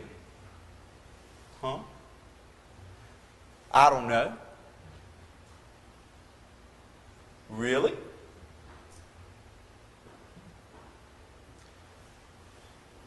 He had no obligation to testify. But once he did, he had an obligation to tell you the truth. And I was trying to count up how many times he said, I don't know. But honestly, my hand just was about to fall off. I was so tired of it. Got frustrated with it. He had an opportunity to say, I need help. I need to get out of this box. He had no intention. The only thing that he could think about doing was running back to that truck, in that truck, driving it up the road with a chance, however small, to escape with them. And ladies and gentlemen, the way he treated the Faulkners, the way he and his father did together, that implies your malice. He didn't leave them where they fell.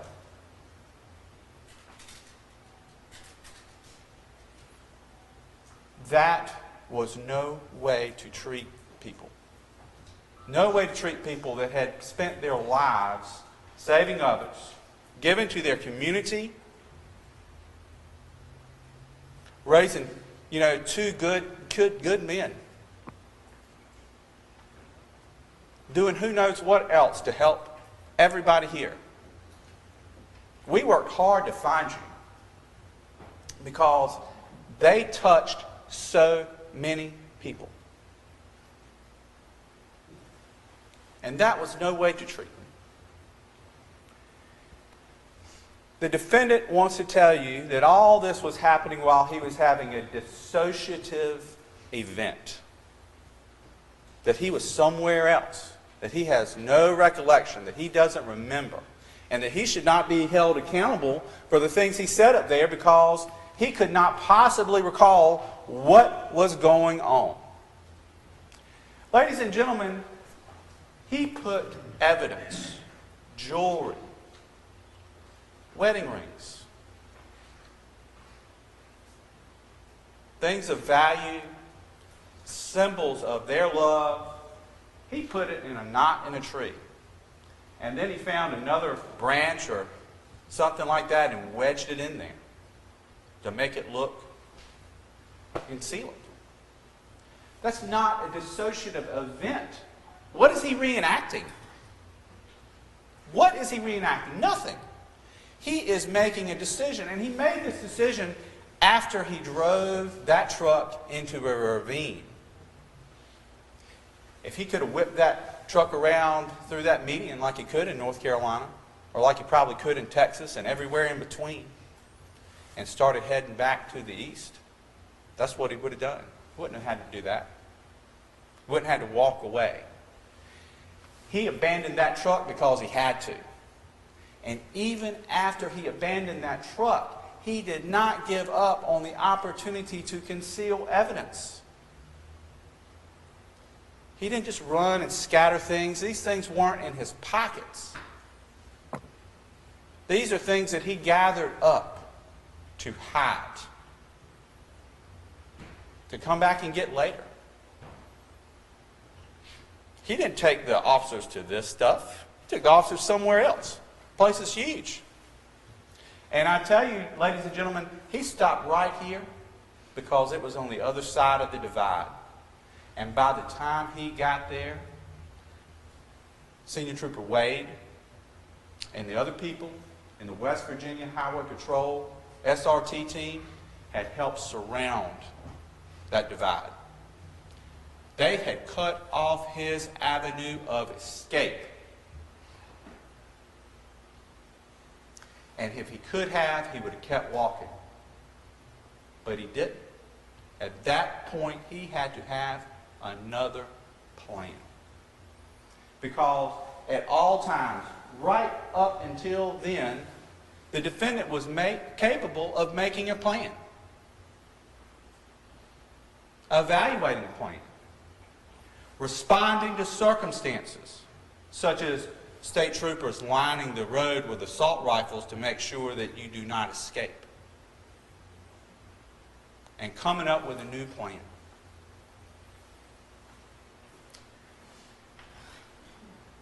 The one thing that everybody's been wondering is, how in the world did these two fellows from Texas get up to North Carolina? They had a plan. You saw it on one of those notes. What did we discuss up in the forest? Specifics and basic plan. But it was lost on him when he got up here as to what it was. And he's trying to tell y'all all it was a camping trip. There's no camping trip. Where'd you see the tents? Where'd you see the other things that you do when you go camping? You see, this was a trip to find Holly Campbell. They were looking for her. because she was scared. Ed Campbell had assaulted her, no doubt.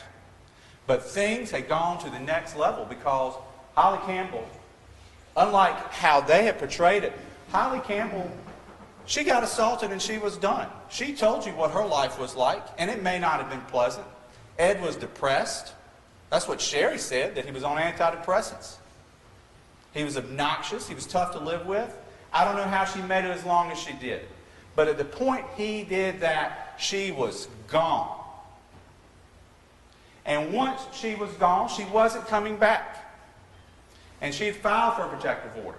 And she was going to take those kids, and she was going to take part of Ed's house, and she was going to impoverish him, is what he thought. And that is what the defendant thought too.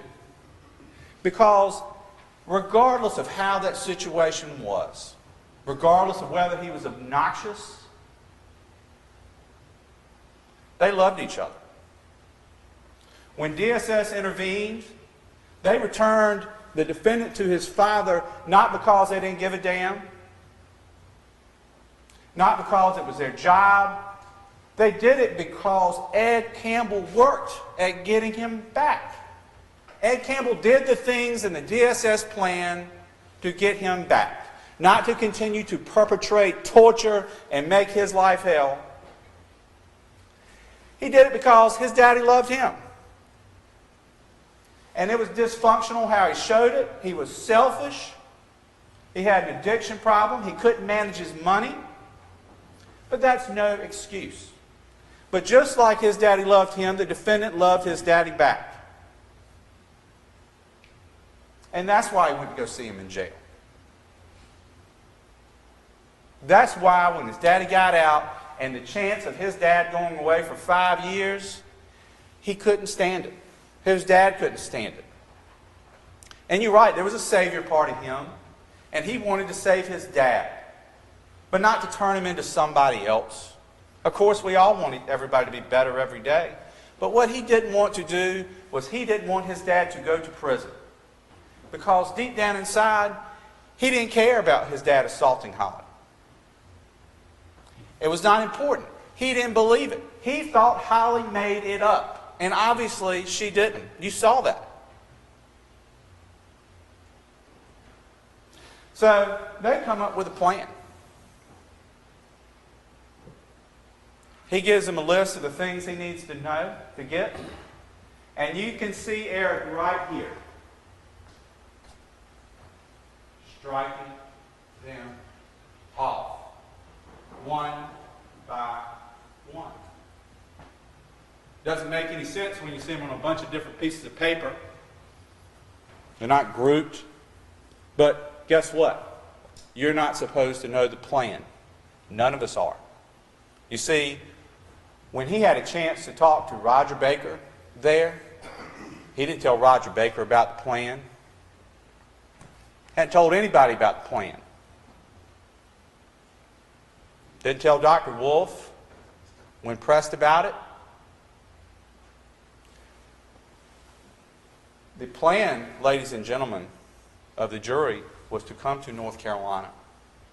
The plan was to find Holly. The plan was to do something really bad to her. And the plan was to use this stuff to make her show up somewhere else, to create an alibi. And it's sick, and it's diabolical, and maybe it would never have worked. But he adopted it as his own. This was not a camping trip. They never went camping. They hung out in that car. And I'll tell you why they stole that Suburban. I continue to contend that they stole that Suburban because they needed a big car. They needed a car big enough to put Holly in. And if she was hanging out in Hillsborough with John Hilson, they were going to put him in there too. You see, this required two people. If Holly saw Ed Campbell in Hillsborough, North Carolina, she is Splitsville. She's gone. But maybe she'd talk to Eric. But either way, it was always going to take two people to overpower her, to overpower John Hilson, to do what they need to do in Hillsborough. Why else would they drive all the way from Texas to Hillsborough? Why would they spend 3 days there? Why?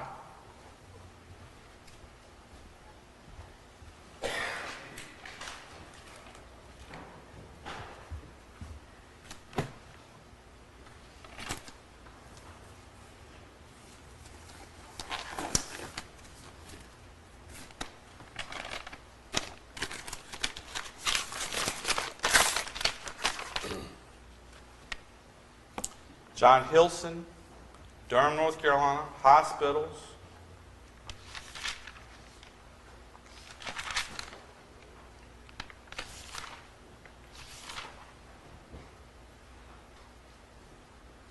John Hilson, 548 Huff Road, Hillsborough, North Carolina.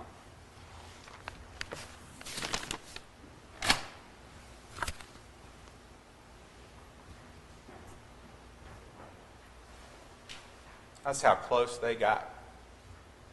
They got close enough to stay out by his house and watch him for days and look for Holly. That's how they got here. That's why they came here. And it was a cold plan. But when they came to North Carolina, they already had one. See, of course, buying a cheap shotgun would make a lot of sense.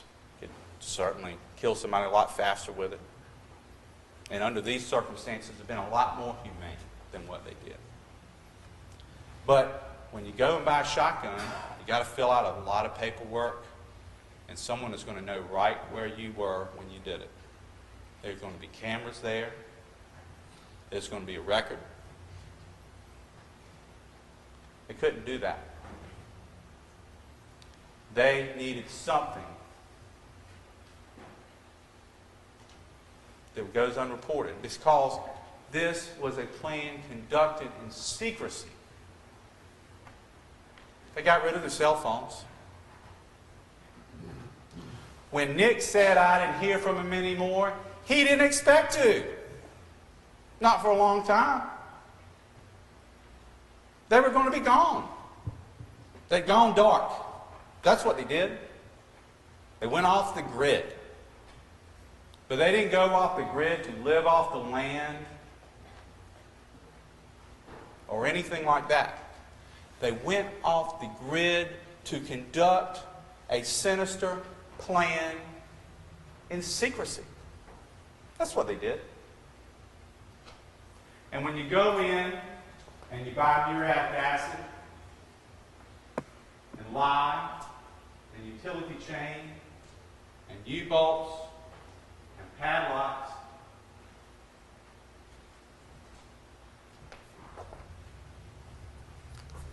those things are all a part of that plan. They're crude, but the defendant knows exactly what they're capable of doing. You heard him. He said he's a smart guy, and he got a good grade in AP chemistry. And when you're in Home Depot and you're looking at something that they package within a package because of how bad it is, it says right here, poison.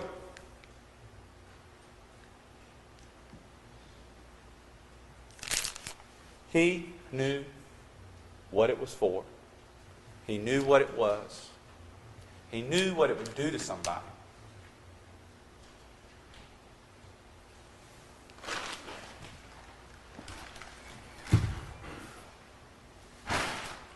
And he knew when they bought this that that's what it was going inside for. This was not to make meth. You've seen them walk out of Walmart any number of times. When did they buy the Benadryl? Or excuse me, the Sudafed? When did they buy pseudoephedrine?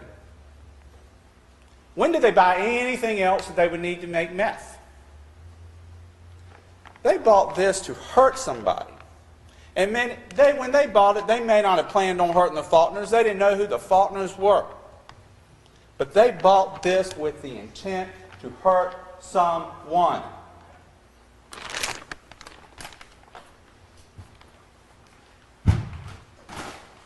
And they bought two because they both were in on the plan.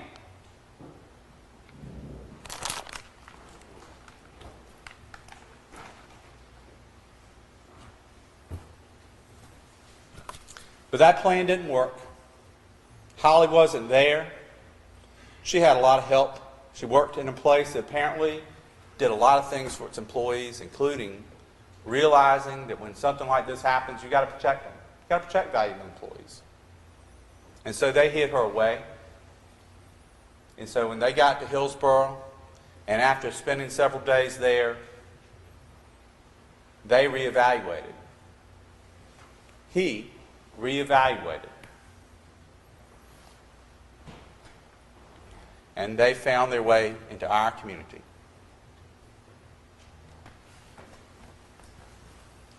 He was driving. He could have driven anywhere else. He was not subject to his dad's control. His dad listened to him. That's what Holly said.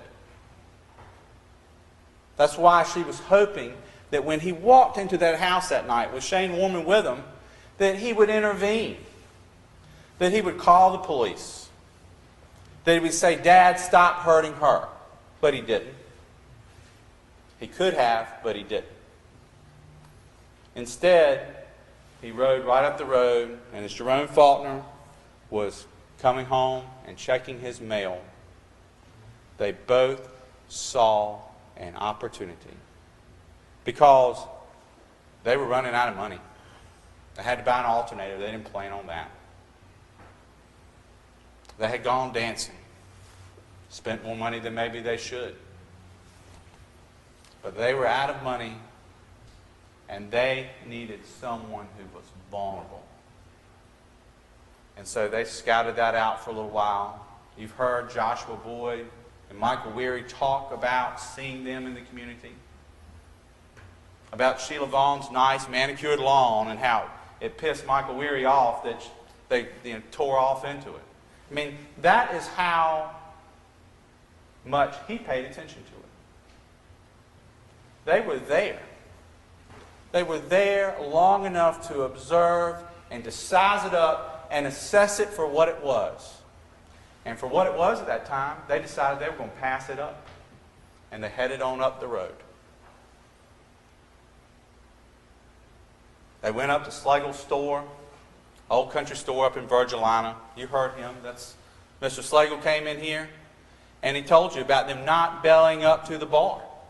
And the reason they didn't want to belly up to the bar is because by the time they got to the bar, they were going to be rushing him.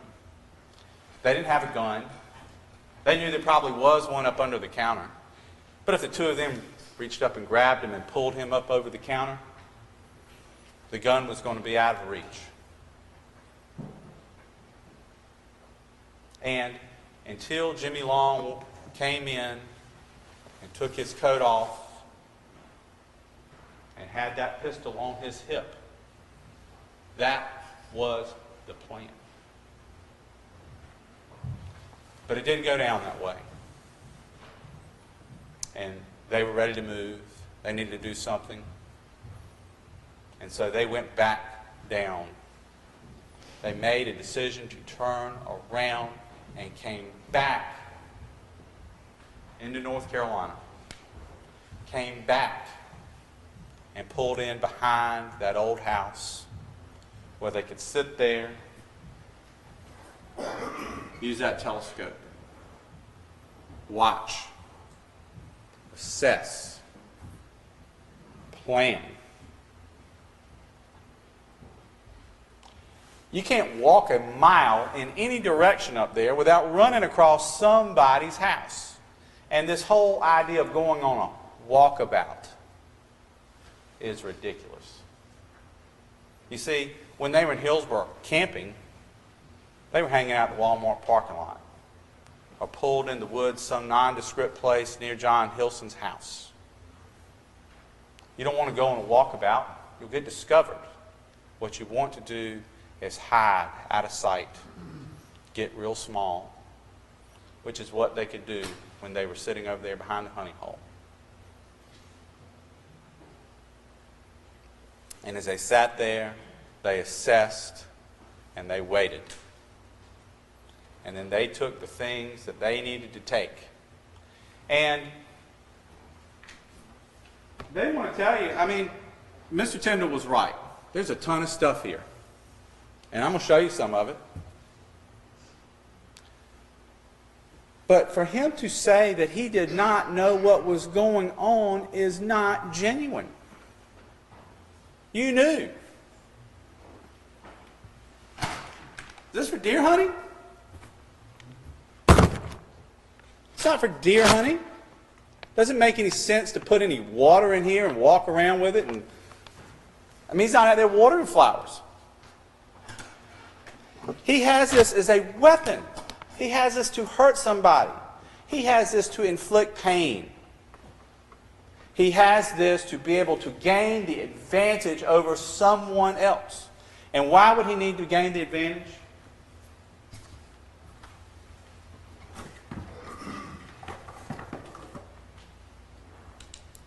This. This was Mr. Faulkner's gun. And ladies and gentlemen, I contend to you, it looks this way, corroded, because it was present during that assault. This is etched. It's etched because of the lie. The very chemistry that Mr. Campbell talks all about, that chemistry, that's what affected this. That's how you know that it was here, right there in his hand. Because when you live out there in the country, nothing much happens. But the truth of the matter is you're away from other people. And in case your worst fears one day knock on your door, you're going to be ready. And they were ready. There were 4 guns in that household that night. 4.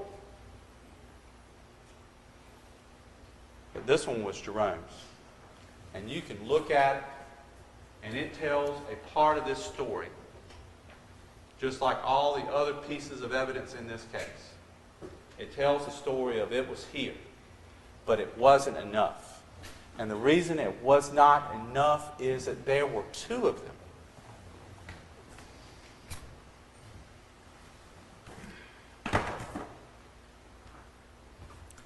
The defendant would want you to believe that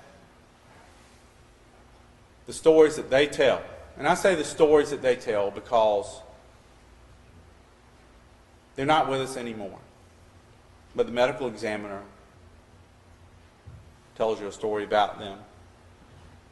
The evidence tells you a story about them, how they were found. Wants you to not believe that all of that couldn't be committed by, could be committed by one person. Ladies and gentlemen, these are not the hands of someone who laid on the bed and cried when confronted with this. These are the hands of people that fought. The hand of caustic, burning liquid. The hand of a woman fighting. Because I don't know whether they didn't anticipate there were 2. The fact is, they did not count on them fighting back like that. And it took 2 people to think that Ed Campbell walked in there, had his way, and that while he is dealing with Jerome, that Dora just sat on the bed and cried. She didn't. The reason that gun was spilled out in the bedroom is because she went in that bedroom to get a gun. She was going to defend him just like he was going to defend her.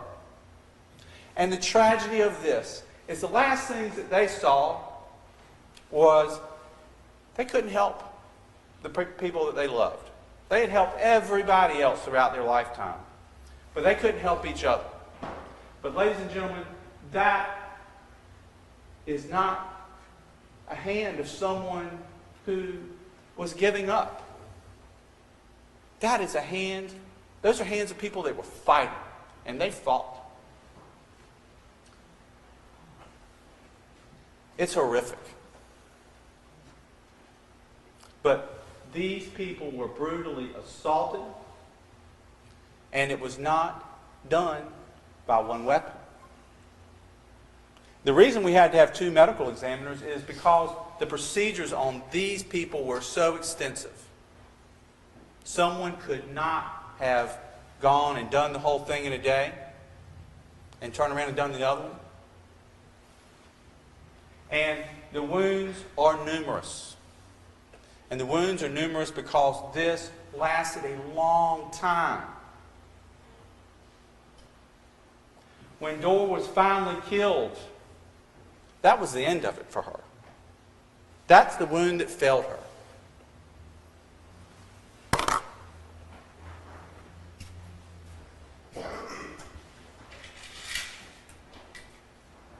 And it was something like this.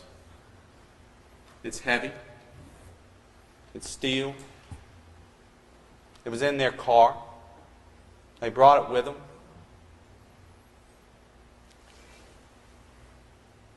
And it's enough to crush your skull, especially when it takes 2 hands, because that's the thing, ladies and gentlemen.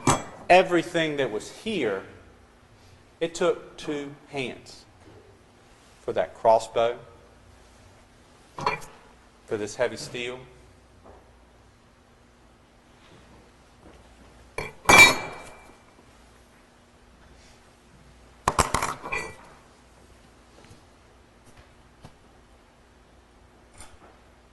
This wound right here,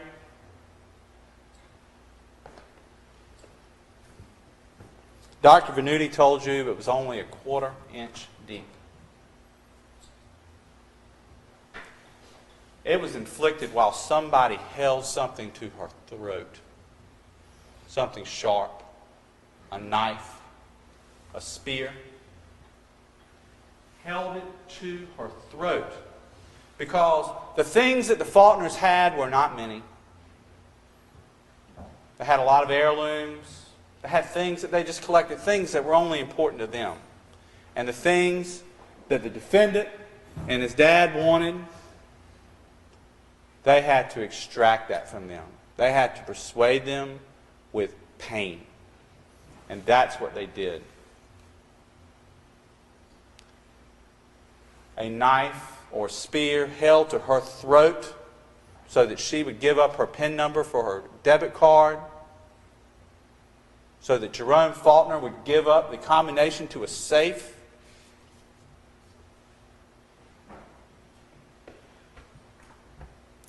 Her head caved in by something like this.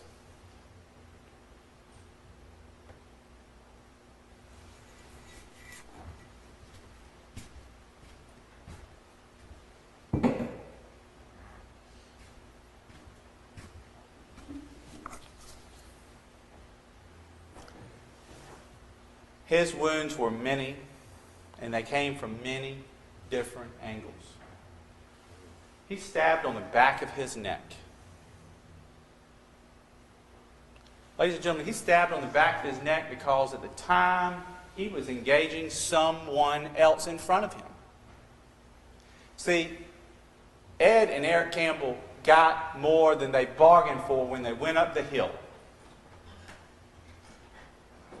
It took 2. Because otherwise, we would have long since been reading about in the paper about how an intruder had been shot. A breaking and entering foiled. It would have lasted long enough for the authorities to respond. That neighbor that drove up the driveway would have had a chance to help them. But they didn't. because while he is fighting someone else, someone is stabbing him in the back. And these dogs, they weren't killed because Ed Campbell's mean. They were killed because this was happening on the floor. This was happening on the ground. These dogs were engaged in defending the owners that loved and took care of them. And that's why they killed them.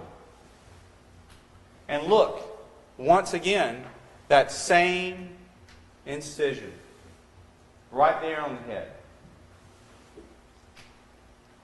Swift, but not swift enough. That's why one of them was hung. That's why another one was struck in the side with such force as to burst its diaphragm, cause it to run around and suffocate.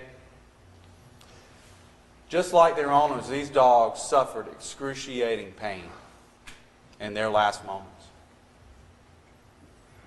And you heard Miss Capps talk to you about this bullet. This bullet traveled upward through Jerome Faulkner's leg. One single gunshot.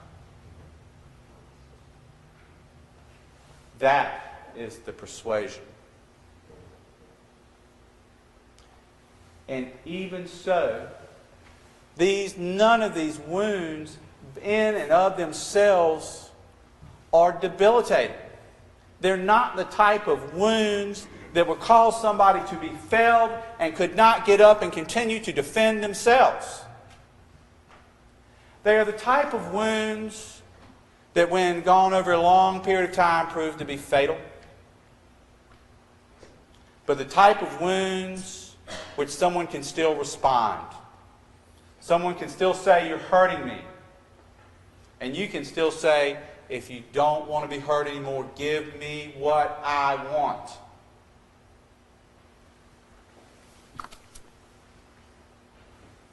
This arrow, it did not hit Jerome Faulkner straight on. The medical examiner testified that it went downward. Did it go downward because someone was on Jerome Faulkner's back? Because they could not gain control of him? Did it go downward because he was on his knees in front of a safe, finally having given it up, and he was no longer useful? But Jerome Faulkner, he was a big man. He was as big as the defendant and Ed Campbell put together. And it's no other explanation for why a crossbow bolt, who the defendant says, "I knew that wasn't supposed to be there," would be going down through his chest like that.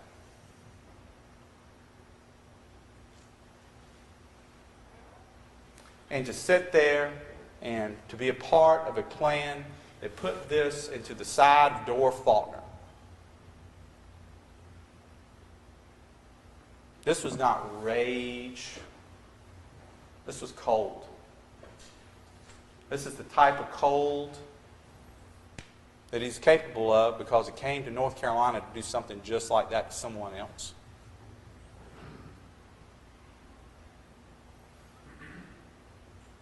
Ladies and gentlemen, we've heard about these blunt force injuries.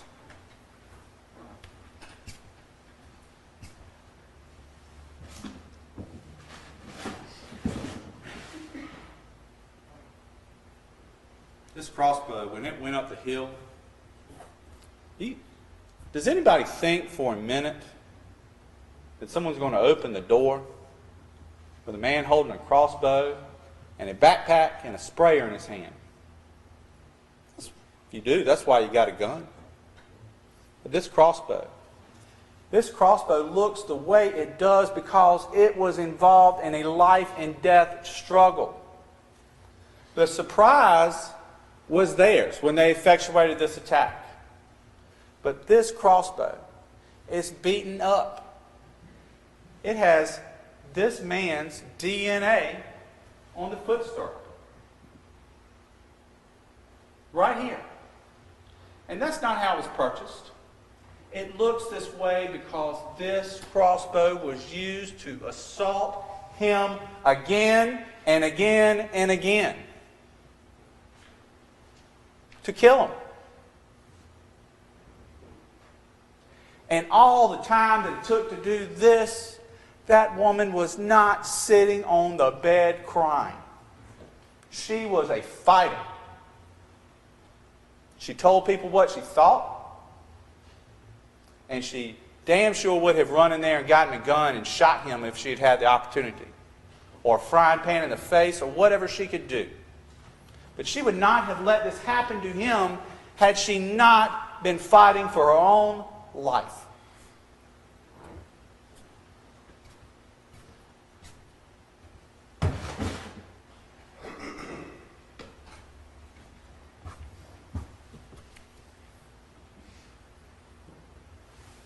And over something like this. You put things in a safe that you want to pass on to your children, that you want to protect, that you don't want it to burn up in a fire, that you don't want somebody to break in your house and steal.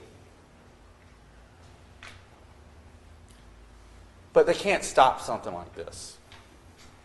You see, that man is not a victim.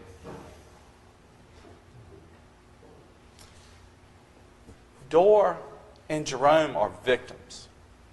They're children that have had to sit on the front row and watch all this. They're victims. Their church, the Cornwall Volunteer Fire Department, this community who's lost its innocence. Objection. That's the victims. This is a picture from the Walmart in Hillsboro, the afternoon that the Faulkners were killed.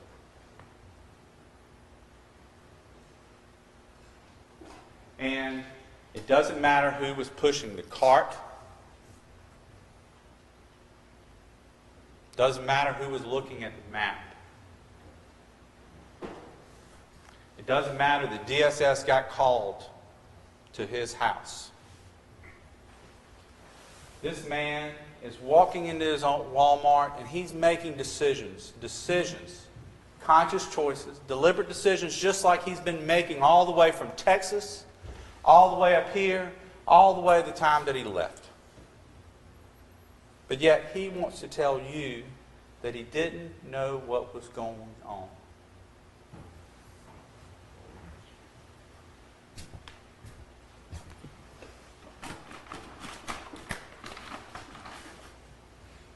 You can tell a lot by someone's shoes. And these are Jerome's. They're unassuming. Shows that he didn't care about having fancy shoes. His son testified that he wore flannel shirts, Dickies pants, just like he did on the night he was killed. They also show you that this man was marched around his house after being doused in that burning chemical. After having it start to eat away at his flesh, he was walked around in it.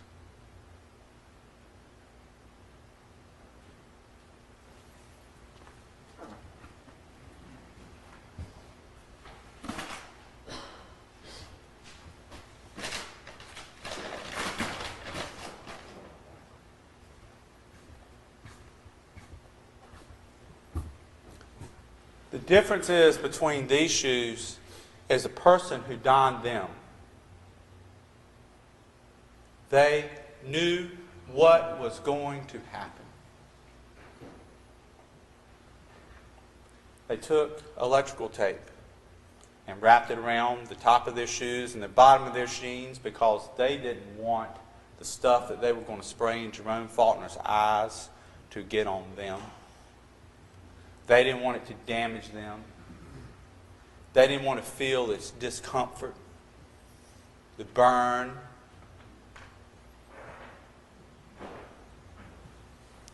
Look at that. Look at how much time someone took.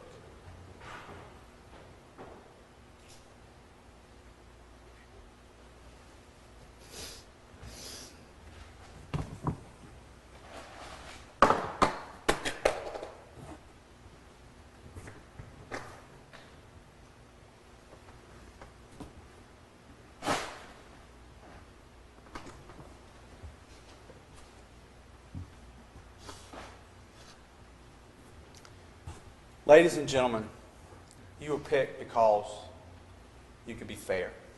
You could listen to all the evidence, and you've done that. And now is the time when you must decide these facts, render these verdicts. And the only verdict that is reasonable, that is just, is guilty on each and every count.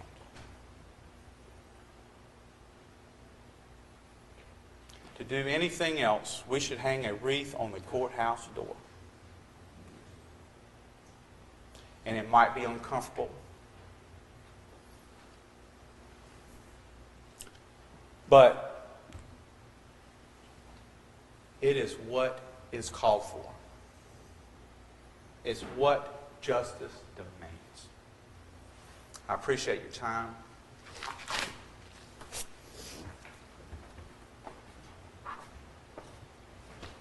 Ladies and gentlemen, we're going to take our lunch and recess. At this point, during our lunch and recess period, it is your duty not to talk among yourselves about this case. It's your duty not to talk to the parties, the witnesses, or the lawyers about anything at all. Further duty not to talk to anyone else, to allow anyone else to talk with you, to say anything in your presence about this case. If anyone communicates with you in any way, you need to let the sheriff know about it when you come in. Avoid reading, watching, listening to accounts of this trial if there are any. Don't do any individual research or investigation on your own. Touching on this trial, stay away from smartphones, and do not form or express an opinion about this case if you haven't heard of it. With that, ladies and gentlemen, while everyone else for remains seated, I'm going to excuse these 17 of you and ask that you return and assemble in the jury room at 1:30 this afternoon. 1:30 this afternoon.